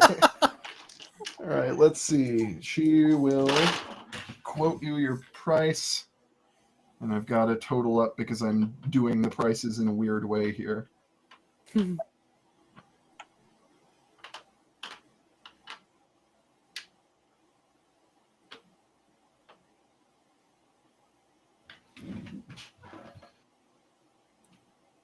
right, so that will be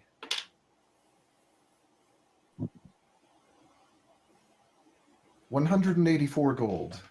Oh. Dang How it. much did I spend on this Morning Star? Remind me. Like 70? 76 or something like that, I think it was. I don't know if I want to spend that much. I'm like, well, actually, no, I did that slightly wrong. It's not quite that much. Okay. Oh, shoot, that's not what I. No, man, I could get a rock. 112 gold is what she quotes you for something. Is it worth it? Is it worth it? Yeah, why not? You only live once, right? Oddities! All right, roll your d4. 4. Okay. 1 and 3. I love these, the weirdness of these. So. Oh, where's... Yeah. There's 4. Okay. So roll d100. 93. 93. What page is that on? Page 16. Right. She brings back a steel ice pick. The point of it seems to gleam with a faint purple sparkle. And this is the terrible ice pick of reckless abandon. Oh! That is like tomatoes. It sounds great. It is... I'm assuming that has to be a +2 weapon because it deals 1d12 +2 piercing damage, so I'd call it also just a +2 weapon. It does a surprising amount of damage for a 2-pound steel spike. It's very comfortable to hold. Anyone who has used it as a weapon will feel slightly anxious if they aren't holding the ice pick. As soon as any person who has used the terrible ice pick of reckless abandon to deal damage, even to an inanimate object, if they still possess the ice pick, they will become instantly obsessed with chipping away at the ice with the ice pick until the ice is gone or they're knocked unconscious. Casting Remove Curse will end this compulsion for 1 hour. Holy cow. I will say, because that one is kind of lightly cursed, it sounds like, that you, the player, are aware of that. Tamati is not aware of the full extent of all that. He just thinks it's a nice ice pick, I guess. And it's just any ice? Yeah. Just, as soon as you use it to deal damage to anything, you become obsessed with chipping away at ice with it until the ice is gone or you're knocked unconscious. It's winter. What a weird one. Yeah.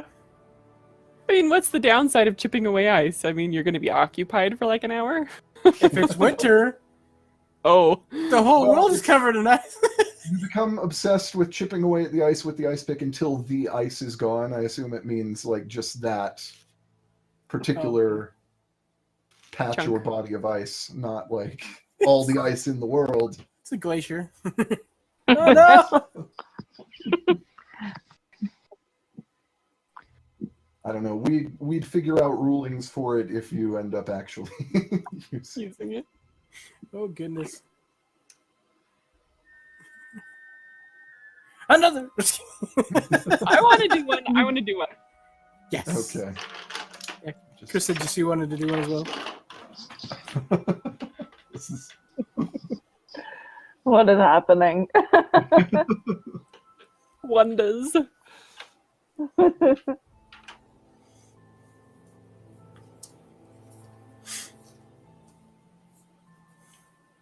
64 gold. Sold.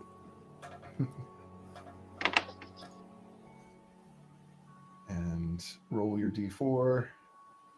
Okay.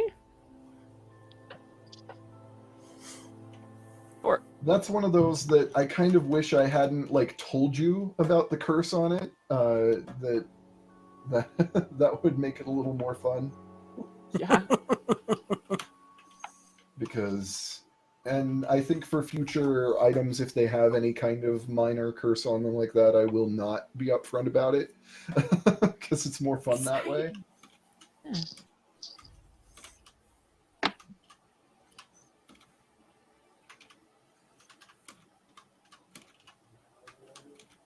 And let me just send that on. Oh, I missed a spot apparently in the fixing the spacing on it. What did you roll, Daniel, on your 100? 93. That's exactly what I rolled. I should roll again. What was your D4 roll? It was a 4. Okay. Same. Yeah. Or I could just re-roll the 4. Either way. Whichever you prefer. Reroll something. Okay, I'll re-roll the 4. Okay. And I gave you another 4. Come on. 1. Okay.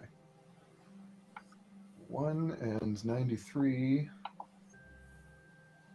Let's see, what page is that on? I wish it gave me the page number on there. That would be helpful. But Yeah. where is it?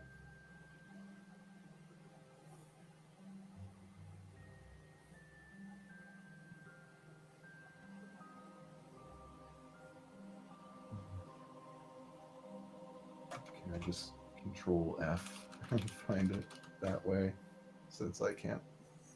Here we are. Okay, she brings out like between a pair of chopsticks, she brings out a pea-sized, grayish, smooth, irregular stone, and she drops it on the countertop where it just begins rolling from side to side, seemingly of its own volition. And as soon as you pick it up, you receive a mild but painful electric shock from contact with it, and it is now bonded to you. On my fingers? Not like bonded, like you can't. Like while you were examining it. While you're examining it, it rolls itself out of your hand and falls into your shoe. And and it lives in your shoe now.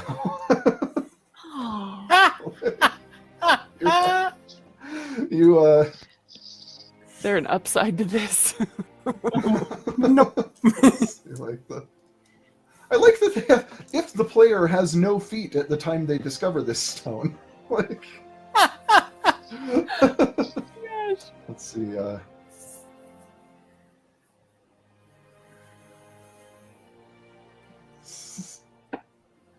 see. All right, so basically, you have to attune to this over the course of 3 short rests, and in the meantime, you are at a -2 to wisdom because it's bothering you and distracting you in your shoe. Dude. And that's just 3 short rests, not 3 long rests. But I'll tell you more about it later after you've taken those short rests, I guess. Okay. Does it have a name, or is it just this ball the of shoe cope bother? stone. The The cope cope stone? stone. I cannot cope with the cope stone. But I will tell you more about it after you've You done can some name it attunement with Coper. it. I could. This is a really interesting one. Cool. All right. No wisdom for Zafine. For some of the day, like at least a couple hours or so, you're like, oh man, this rock in my shoe is just really bugging me. But it's like round. It's like a marble, right? Yeah, Stone marble. It's smooth. It's irregular, but it's smooth. Oh, okay. And like you can take it out of your shoe and like throw it away, and within a few seconds it rematerializes in your shoe. It lives in your shoe. All right. Even though Zafine wears sandals, so it like tries to kick it out at first, and it kind of bounces out and then pops back in. It's like, what? Yeah. It even specifies if the character has no shoes, it sticks to the bottom of their foot. Oh, jeez. There is no escaping the copestone. And All right. let's see. All right. Anybody else want to buy something random? I'm gonna. Just an idea. Yeah, Jisu. Do it. All right. I kind of want to buy another one. Yeah, I'm gonna copy this down because This is fun. anything random always amuses me in D&D. This is always Does us too. That's why we spend so much time with Red Dragon specials. Right, Red Dragon So, specials. We need let's a see. name for this shop and the hot nose lady. Yeah, I need to come up with a name because I had like these documents, but I didn't actually plan a name for the place. I was just like, hey, maybe I'll use these. Because I decided to bring this in about 20 minutes ago. Nice. Excellent choice. Yeah. All right. Let's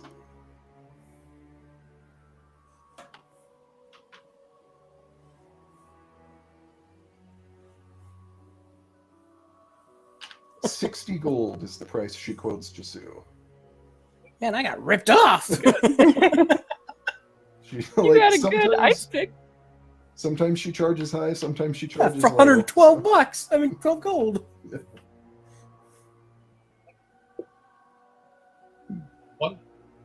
One. And the D100. 100.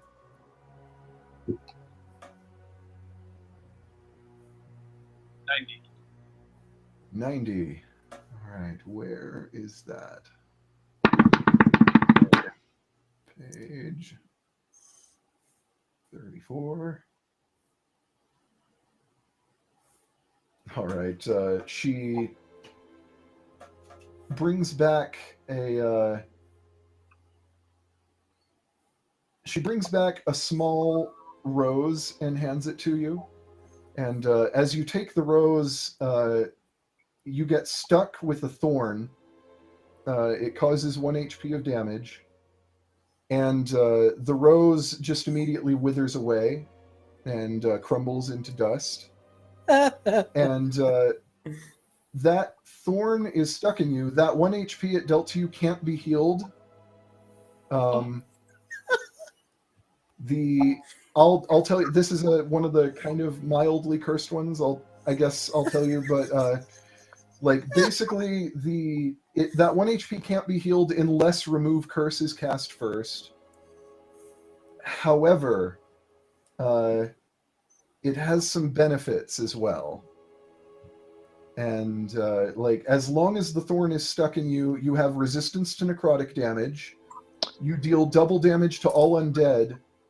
However, whenever a new undead passes within 20 feet of you, you receive a sharp pain from the thorn and take 1 HP of damage.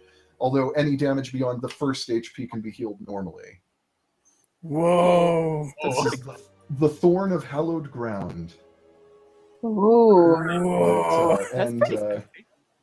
She explains to you in kind of a weird, quavery voice that rose was actually one that sprung up in a graveyard and was plucked from it and has just stayed motionless in the back room ever since, and that was over 120 years ago. So.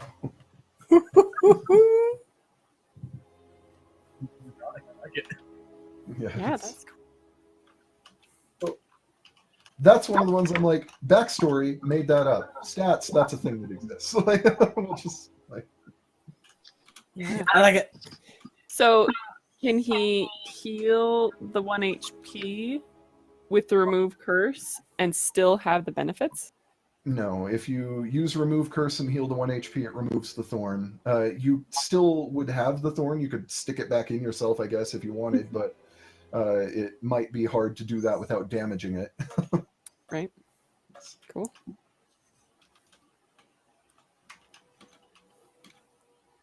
May I spy one more?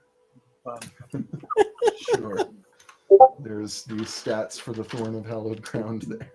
So cool. This is so fun. I'm resistant to something.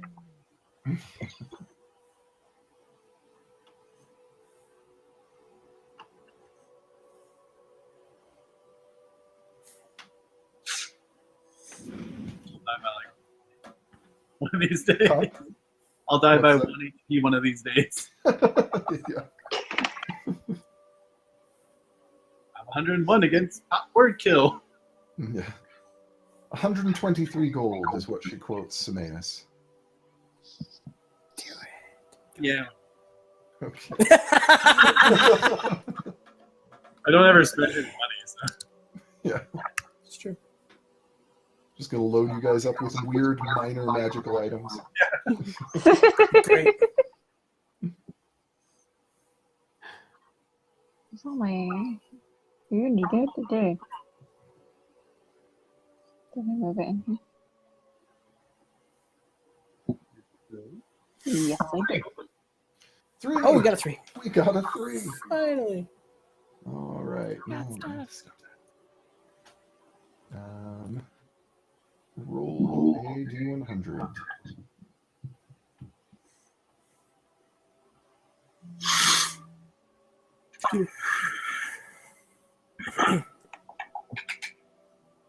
$26. 26. All right. What page is that on? I love the name there.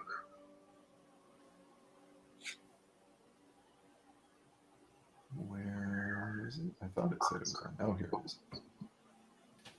Okay, she brings back a thick lead ring that has a large, square, cloudy agate stone set in its top. The whole thing weighs about 6 ounces. Not enough to cause any disadvantage, but just enough weight to be noticeable. And this is Big Dumb Archie's lead ring.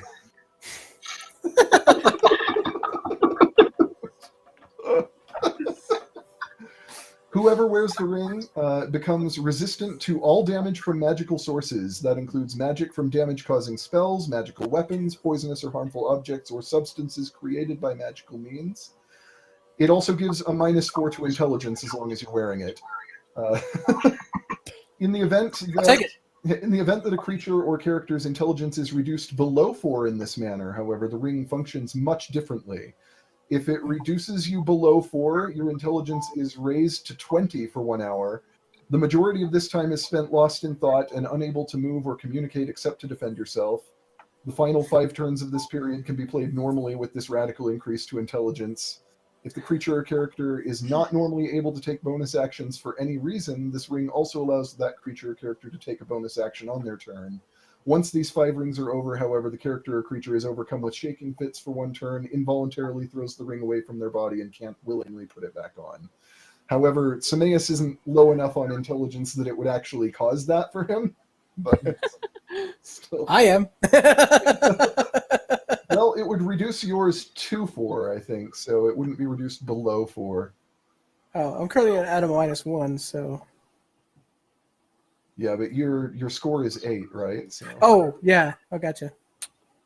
Amazing, like He doesn't need intelligence. I'll just put it on and get noticeably dumber. Is that possible? Well,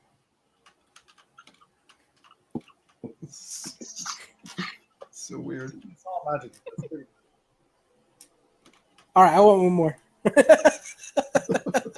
Just buy that one magic item that gets your intelligence to like 19. And There then, you go. Yeah, there you go.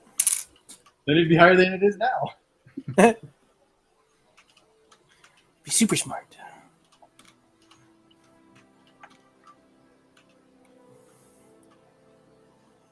Yeah, and that's still messed up. Are the thorn and the Hold on, I can't hear you. I think I fixed that. What was that, Chris? Are the thorn and the dumb ring? Attunement.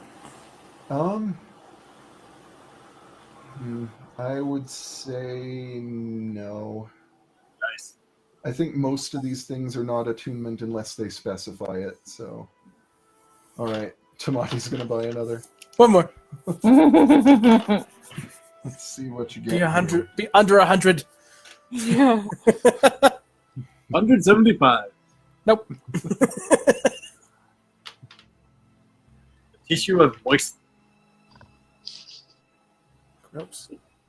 50 gold. I'll take it. Or yes. I feel like eventually, either you guys run out of money or she'll just be like, "Okay, leave." Like, Stop it. Yeah, right. but I got a 3. Yeah. 3. All right, roll your D100. 6. That's disappointing. 6. All right. That's disappointing. I wanted like a 50 or something. You Random. don't know what it is. Like, Yeah. That's true. it could be anything. Literally anything. But where? Got a is jar it? of dirt.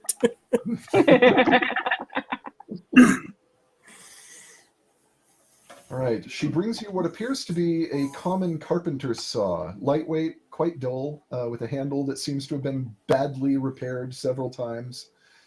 Gotcha. You can use it as a weapon, like with a 1d4 -1 slashing damage with a -3 to hit. It's not a very effective weapon. Yeah, right? As a saw for cutting wood, the item is exceptionally poor. You get a -3 to any such attempt to saw wood with it. However, as a musical instrument, it is exceptional. This is Fantastic. it only really does much good for bards. Hang on to it, give it to Bior. But this is the Saw of Serenity. Any bard who uses the Saw of Serenity as a musical instrument in their Song of Rest ability triples the amount of healing performed during that rest period. Whoa. Bards who use it to cast sleep find that it lends a powerful amplification of that spell's effectiveness, tripling the number of hit points worth of creature that the spell will affect. However, Whoa. carrying the saw around ends up being another matter. Though it's dull enough to be worthless as a cutting tool, it's still just sharp enough to be inconvenient as stored gear. If you don't carry it by the handle, it will damage other goods in your possession. If it's carried in a pack or a bag of any kind, there's a 1 in 6 chance per day that it will ruin the bag, and one object at random will just fall out of the damaged pack or bag every day out after that. If a player Wow. tries to affix it to their belt or otherwise hang it off their gear or their person, they have disadvantage on all dash, hide, dodge, and help actions they take, taking 1 damage from the saw each time they fail one of these actions. Jeez. Not like a bag of holding. No, I'm not sticking in the bag of holding. Probably wreck it. Yeah, we don't want a hole in that. That could be bad. Get tons of crap in there. Yeah.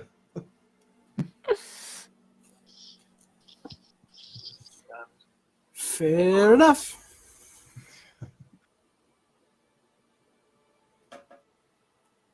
Okay, let's see. Yeah, most of the benefits of that are really only for bards, but Yeah. I say most. All the benefits of that are only for bards.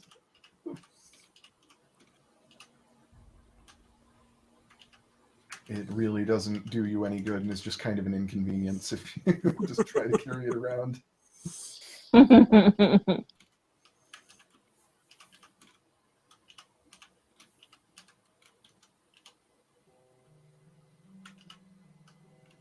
don't need the, like, it copied like the page number and stuff at the bottom of one of the pages there. Nice.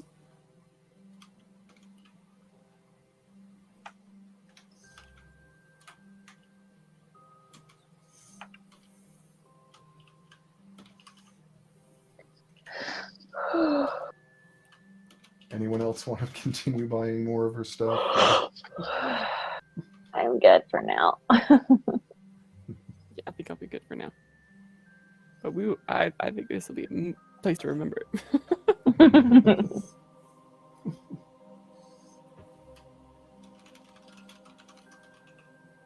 -3 to hit.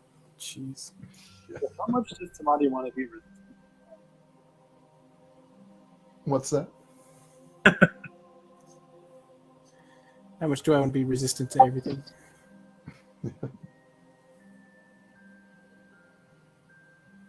I don't know. I mean, totem path isn't too far off.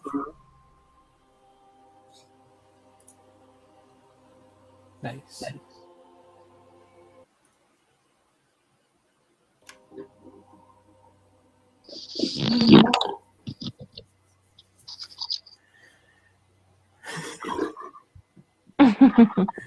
How much for another one? Let me roll and find out.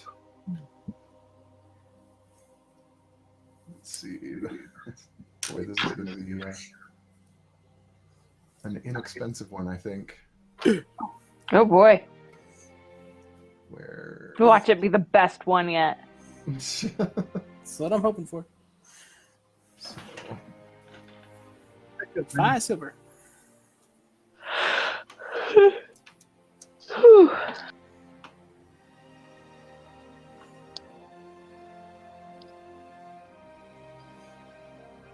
Uh, 33 gold. Yeah, sure. 3 again. All right. Woo. It's all 3 all the time now. Seriously. 21. 21. What? Yes! I'm already excited. Where is it?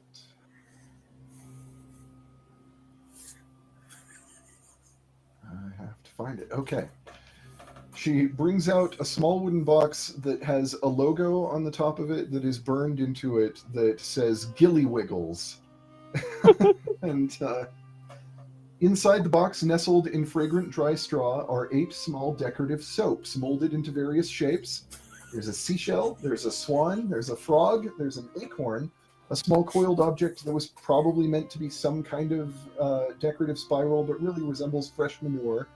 There's a rose, a fish, and a sort of toroid-shaped soap that might be a donut.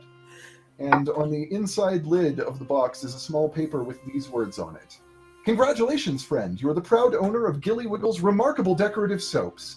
Perhaps you've just built your first keep and are having a keep warming party. Or perhaps very polite and reserved guests felt obligated to bring you a gift and had no idea what you would actually appreciate. Whatever the occasion, these beautiful handcrafted magical soaps are now yours. We have handcrafted these soaps with various magical fragrances, as well as the purest seawater, to bring you a truly remarkable product. Simply wash your body with one of these remarkable decorative soaps to bring all the splendor and usefulness of the Gilly Wiggles name to magically augment yourself for one whole day. So whether you're just puttering around your new keep or delving the deepest dungeons in the multiverse, you can do so with confidence and style. You can bathe with one of the decorative soaps to magically augment yourself for 24 hours, but the effects are random, and to determine the effect, you roll D100. I will not tell you what any of the effects do. We will just any Somebody particular got effect. soap! Magic soap. Any particular effect that you don't want can be removed by casting Remove Curse, but like you don't really know what any of the effects are going to be. So. Wow. They otherwise last 24 hours. This is gonna be awesome. That's my favorite because that's like the magic beans territory. That's yeah, that's pretty great. like you Bad just don't gonna know happen. what those are gonna do, and you've got 8 of them. So. I see. Little bear cub, just like mine. Oh yeah, I'm happy with that purchase. Not that I wasn't with the other ones, but man, that's exciting. I want to bid on one more. Yes. Do it. Hold I'm on so a second, distracted by this rock in my shoe. I'm like, another. Yeah. Give me something else. Take my mind off of it. Yeah. It does lower your wisdom, so you're more likely to impulse buy. Right? There you go. Let's see.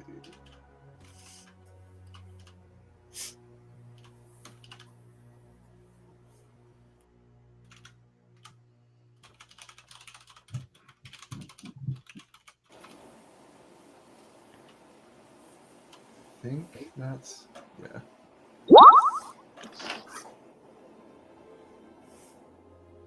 All right, so roll your d4, and well, I guess I should quote the price. Never mind. Price. Whatever it is, you're going to take it. Let's see. That is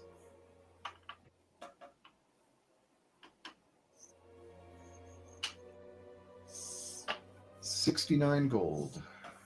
Oh yeah, sold.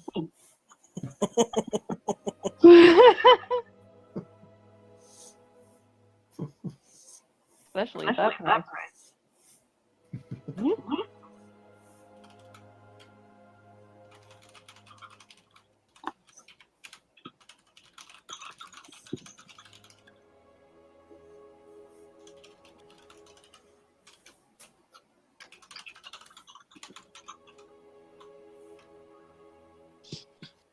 Anyway, sorry, what was your d4 roll there?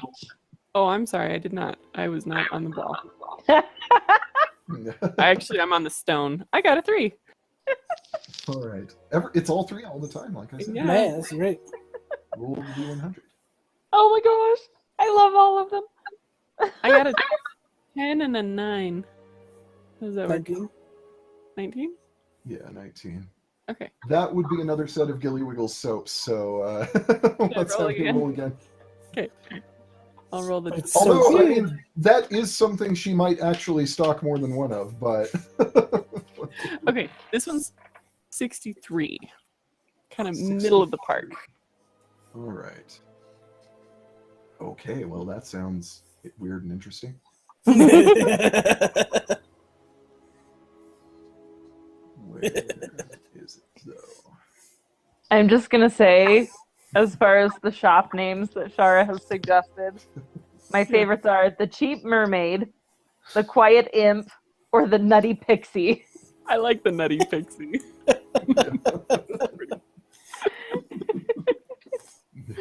Those are my Especially favorite if ones. She like fancies herself a pixie. No, she's got this big hawk nose. All right. She brings you a large black crystal ball, slightly translucent, within which smoky shapes seem to constantly writhe as if in agony. It can only be used by a character who is able to cast at least one spell, so you're good. This is Kraken Holly's Orb of Undead Summoning. Oh, dude. So, That sounds awesome.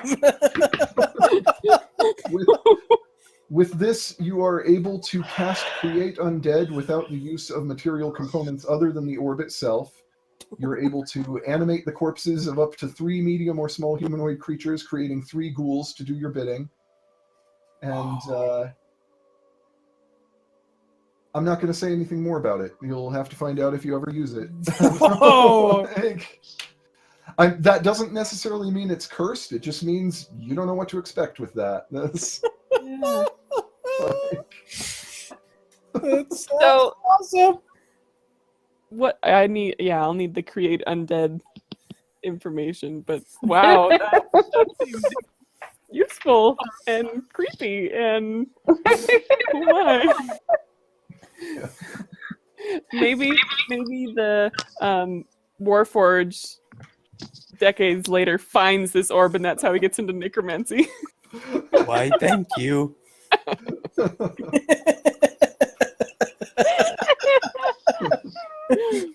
Or it was his to begin with. Ooh. Oh. Prologue. Depending on which cosmic leap we take.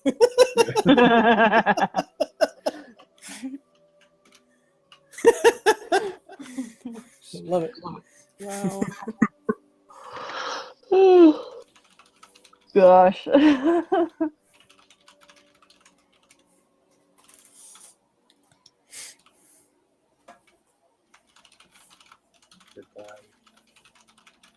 I got mystery items.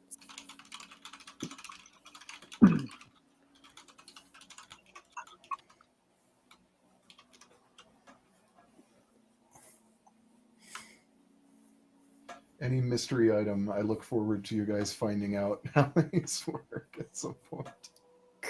Kraken hell. So awesome.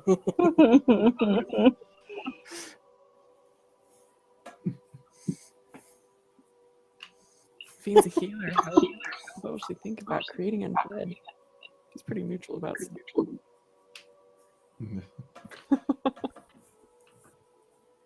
Anyone still feeling the urge, or are you gonna Always. I'm good. Always.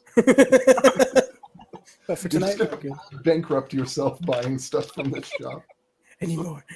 It's shiny. It's new. No, I'm good for now. We'll come back to this shop. I'll have her quote one last price just in case anybody's even thinking about it, partially because this isn't amusing me. And I'm like,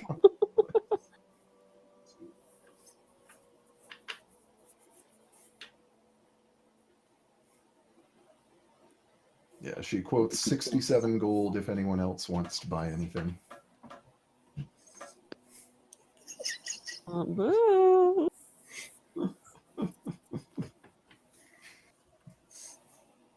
I'm good. I'm good. Got some expenses coming up with both. I'm good. All right. It's just very tempting. Yeah. Actually, you know what? What the heck? Why not? You said 67 gold, right? Yes. That rounds me off to where I'm at, so. All right.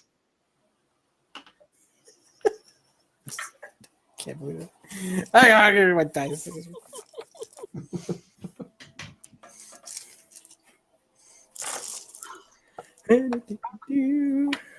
4! 4. Roll your D100. Broke the 3 curse. Yeah. 91. 91. Jeez. Sounds interesting. What page is it on?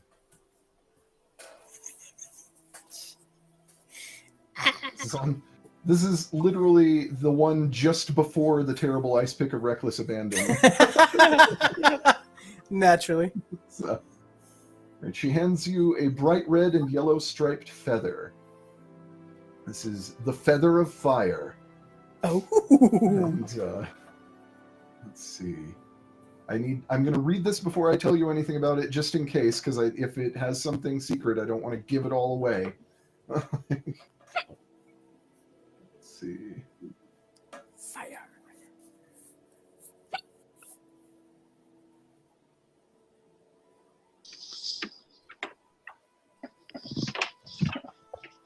I'm trying to decide whether I should just tell you the full details of it or not.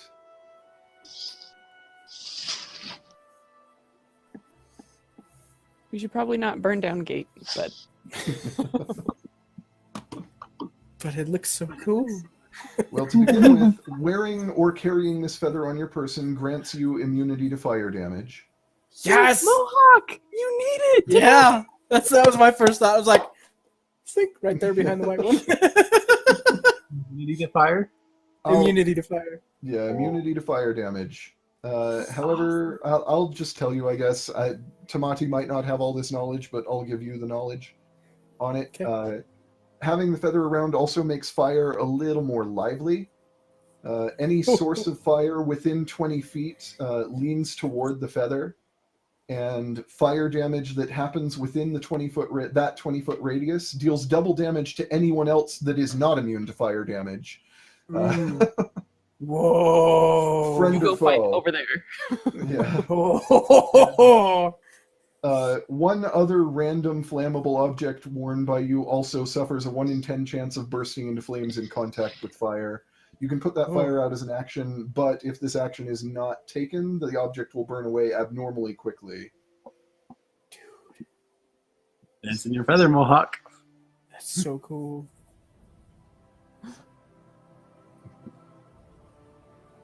So cool. That is overpowered. That is glorious. Like, it's dangerous, but it's also kind of overpowered. Yeah, immunity to fire, that's everywhere. Tamati looks at it and goes, "That is a nice feather." Immediately sticks it in his mohawk. Yes. Now I have to go find a red and yellow feather. Mm-hmm. Or take the white one that I have left over. And paint it, yeah. Yeah. Yeah.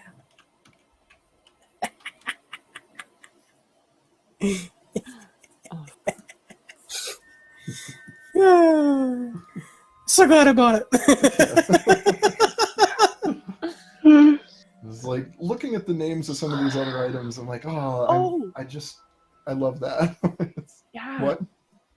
I was just thinking about, I changed one of my spells to absorb elements. So it's like, taking. Ooh.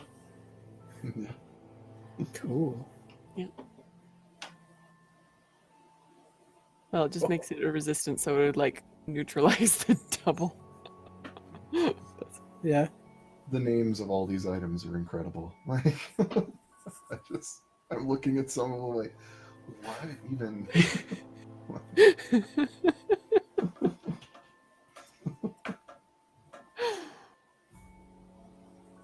Oh man. Well, I think I wasted like almost 300 gold here.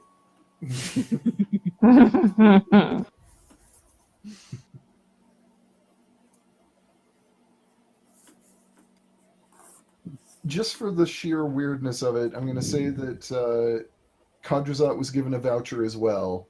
Yes. And that you guys are going to pick something up for him. Just because Yes. I want to. You want to do one more? Freaking 3 again. Holy cow. It was never 3, and then it was exclusively 3. Yeah. Immunity to fire. Thanks. I hate it. Let's see. No, that's Kraken Helly's Orb of Undead Summoning. She doesn't have another one of those. Yeah.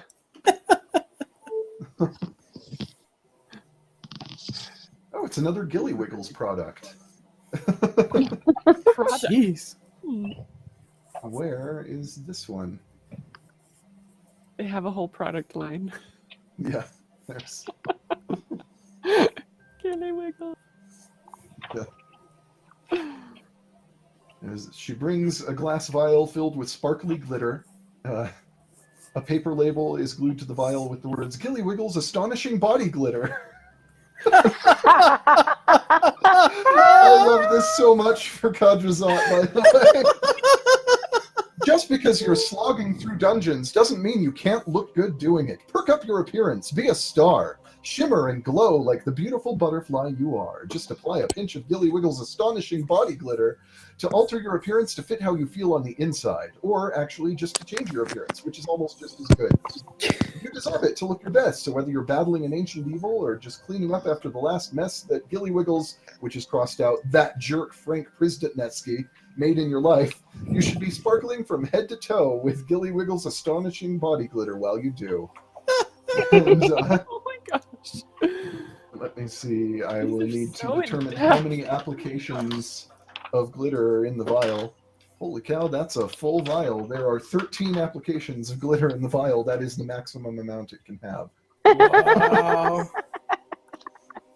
And by shaking, pouring, or Yes. sprinkling a pinch of this glitter on yourself or any other character, creature, or object, that character, creature, or object receives a random magical effect lasting for 3 turns.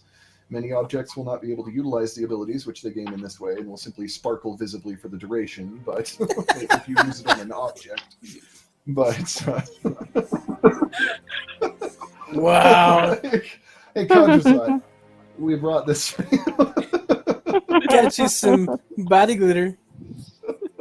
Hope you enjoy it.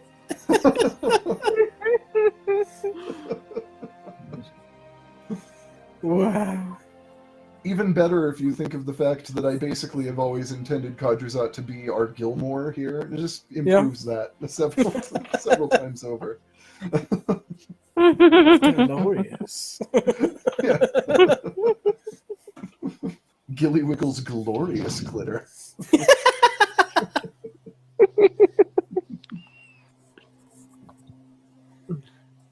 Oh, that's so good. Only one more price. One more price? You cannot resist. It's too fun. Yes.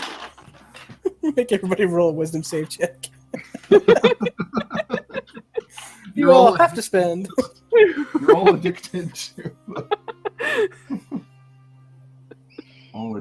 to the inventory of the Nutty Pixie. Oh, that's awesome. There's another episode title possibility. Inventory of the Nutty Pixie. 61 gold is what she quotes you. Okay. Nice.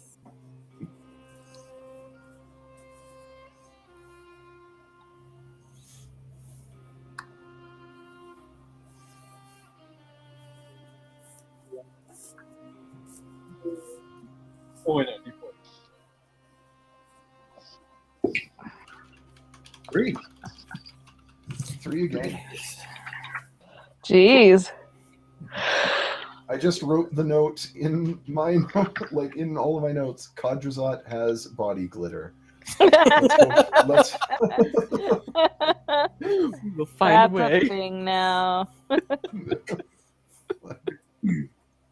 95. 95. Okay, what is this going to be? You said 3? Yeah. Was the okay? So 95. What page is that on, and what on earth could this possibly be? Oh, Where is yeah. it? Where is it? Where I see could it nothing. be? One great big stinking hunk of nothing. It looks like this may be another one they forgot to put in the table of contents, so I will just Control F. There it is. Okay, she hauls out a straight-backed wooden chair with armrests. This is for Smays, right? Please tell me this is for Sameas, just looking at this description already.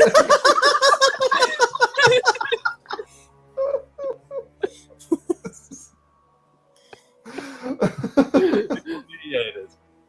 What's that? It is. Okay. Excellent. So, yeah, it's a chair. She, what does Sameas do with the chair? Look at it very, very conspicuously. I expect he'll you, try sitting down in it. Huh? He'll try sitting down in it. Okay. Excellent. As Sameas sits down in the chair, he is overwhelmed with the sudden, wholehearted belief that he is the most important person in the entire world. Oh my god. So nothing changes, right? I was gonna say. And He immediately begins ordering anyone he can see to act out his whims. And when his commands are not obeyed, he either doesn't notice or he begins shaking with fury and announcing his outrage. He will not get up from the chair. Yes! This is where Samaeus lives, you know? Yeah. Permanent fixture of Kadrazat's sanctuary. Like, the only way No, you guys... the nutty pixie. Yeah, the only way you will get him out of the chair is by forcibly knocking him from it. And, I love it. So I smack him with shocking grasp, and Tamati grabs the chair from underneath him. And I sit in the chair. If he's knocked out of the chair, is he like not like crazy anymore? Or... Yeah, like once he's knocked out of the chair, he is overcome with embarrassment for his behavior. For having sat in the somebody throne. The somebody throne. Which he is now the proud owner of. Oh, that's great. Oh gosh. I Oh love gosh. it. Gun, so that's not good for Just put that in the bag of holding. Who knows? Maybe you can use it in a trap or something. Yeah. Yes. Here, Cadricel, have a same seat. dungeon, and this is really nice. Hey, Vacha, come have a chair. Why don't you have a seat right over here? Come sit a spell. Now, don't move. I mean, what?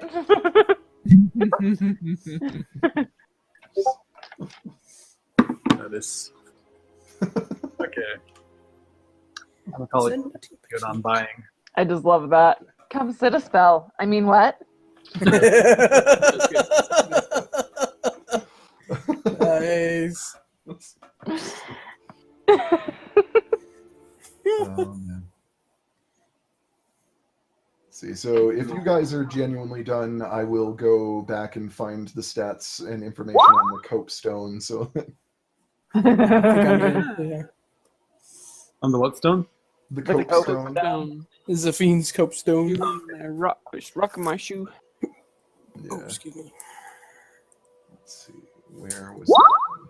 Oh, I still have it on the page in that one because nobody else rolled one after that. That was the last time anyone rolled one on the D4.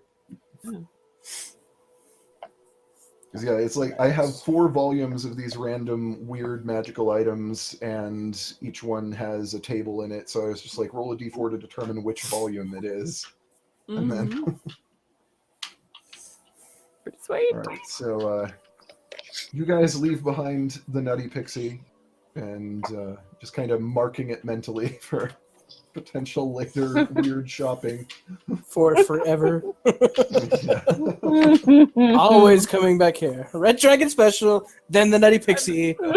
Shop the dragon, buy something, and have a great time. You know what you gotta do, engage. That sounds like an adventure. So you return to, I assume you return to Kadrazat's sanctuary unless you have anywhere else to go, and you give Kadrazat his body glitter. He's very, very kind of bemused, but like, oh, thanks. Thanks. But it's like, it's fabulous. But you are really just kind of struggling with this friggin' rock in your shoe. You just can't get rid of it. Yeah. And but it distracts you for a while, and then later in the day, after you have completed the attunement period with it, you find that you are the copestone no longer is in your shoe. You actually find it in a pocket where it's just hanging out in your pocket now. And the copestone now, as long as you are wearing any kind of shoes, grants you +2 to wisdom. Whoa! It is an attunement item, so as long as you are attuned to it and wearing shoes, you get +2 to wisdom. Basically, the idea is that the copestone sort of like warns you of imminent danger in certain ways, which it boosts your wisdom. And so, like, your Cool. perception's higher, your... Upgrade. That's awesome. And, Totally work. but it is... The copestone is bonded to you in such a way that even if you take it out of that pocket or move it anywhere else, it will remain with your possessions. It'll stay close to you. If you wear no shoes and lose all your possessions, it will rematerialize in the first shoe, pouch, pocket, or other acceptable place that you come into possession of. Wow. And odd little thing, if you ever lose your feet, it will become a pair of living stone feet that will replace your missing feet. What? That's awesome. Sweet. Holy cow. Approved. Yeah. So that, like, I was torn about whether to tell you about the like stone feet thing, just because that would have been an interesting surprise. Where I was like, what's the likelihood When that is you that lose gonna your happen? feet? Like, unless I actually like specifically target and try to like do Chop some damage to Zaphine's Zaphine's feet.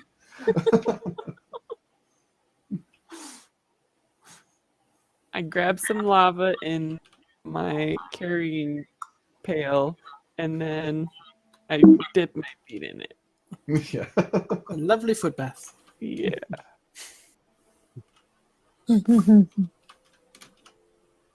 I've got a jar of dirt. We put you other really cool stuff.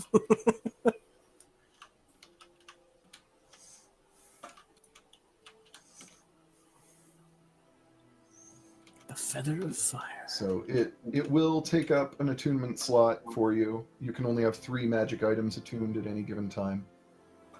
Okay. But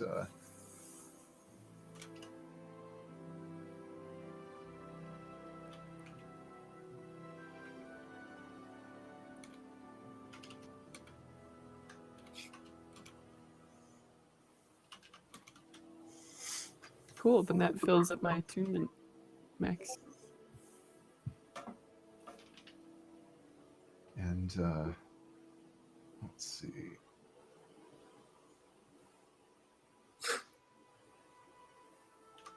I would say for that one, since it is bonded to you, I'm not sure that you'll like be able to unattune from it. Just because Right. It's kind of. it's just stuck on you now.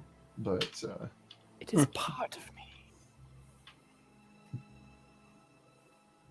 It's all part of the plan. Sorry, don't mind me. I'm tired.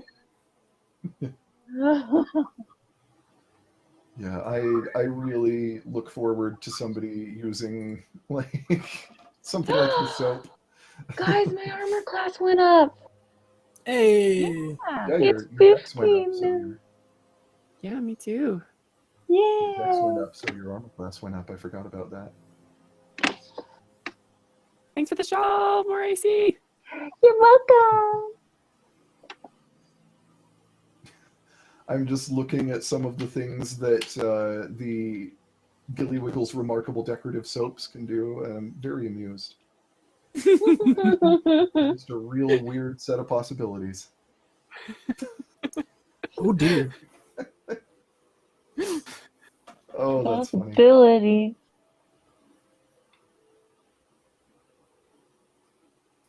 I'm in trouble.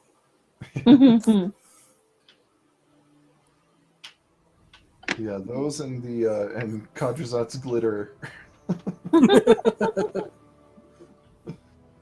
He just has in case he ever needs it. He might use that glitter as a prank. Who knows? Because Yes. that is the best. Frank possibilities.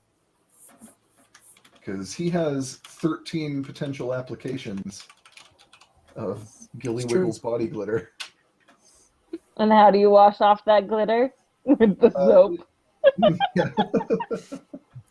You sparkle when you have this random magical event happen to you. Yeah, the magical effect of the glitter only lasts 3 turns, whatever it may be.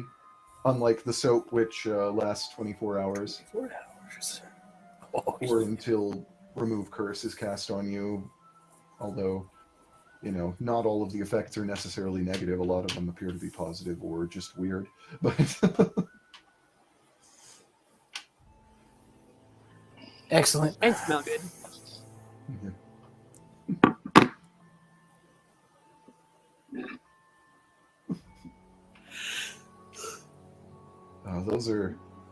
those are going to be really entertaining. Oh, I'm so excited for the feather fire. Jeez, yeah. Cool stuff. I'm totally fine Yeah, with that's that feather of fire is a little overpowered, but also probably a little dangerous to have. Yeah. I just imagine somebody having something burst into flames and then turning into a werebear and just kind of going nuts. Yeah. Chris, you were saying something? Did Zafine's AC just go up by 2 with those 2 items? Wisdom does affect your AC Yeah. It's at 16. Oh, Where it was dang. 14 before. as a monk. Nice. So, Whoa. Yeah. Oh, dang. You're welcome. Super cool. That'll also improve your perception, your insight. Mm-hmm. Yeah. Good stuff. I like it. All the wisdom stuff goes up with that.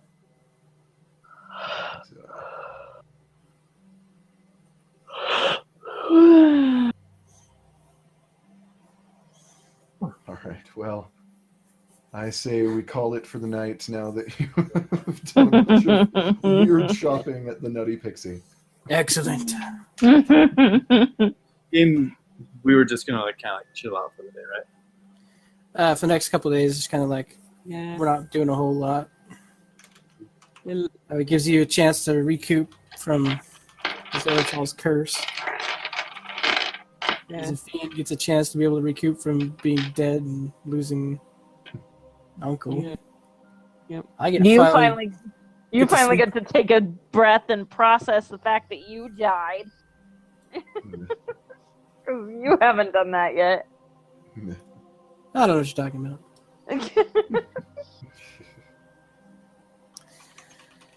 Just another day for Goliath. Guys who tells your story.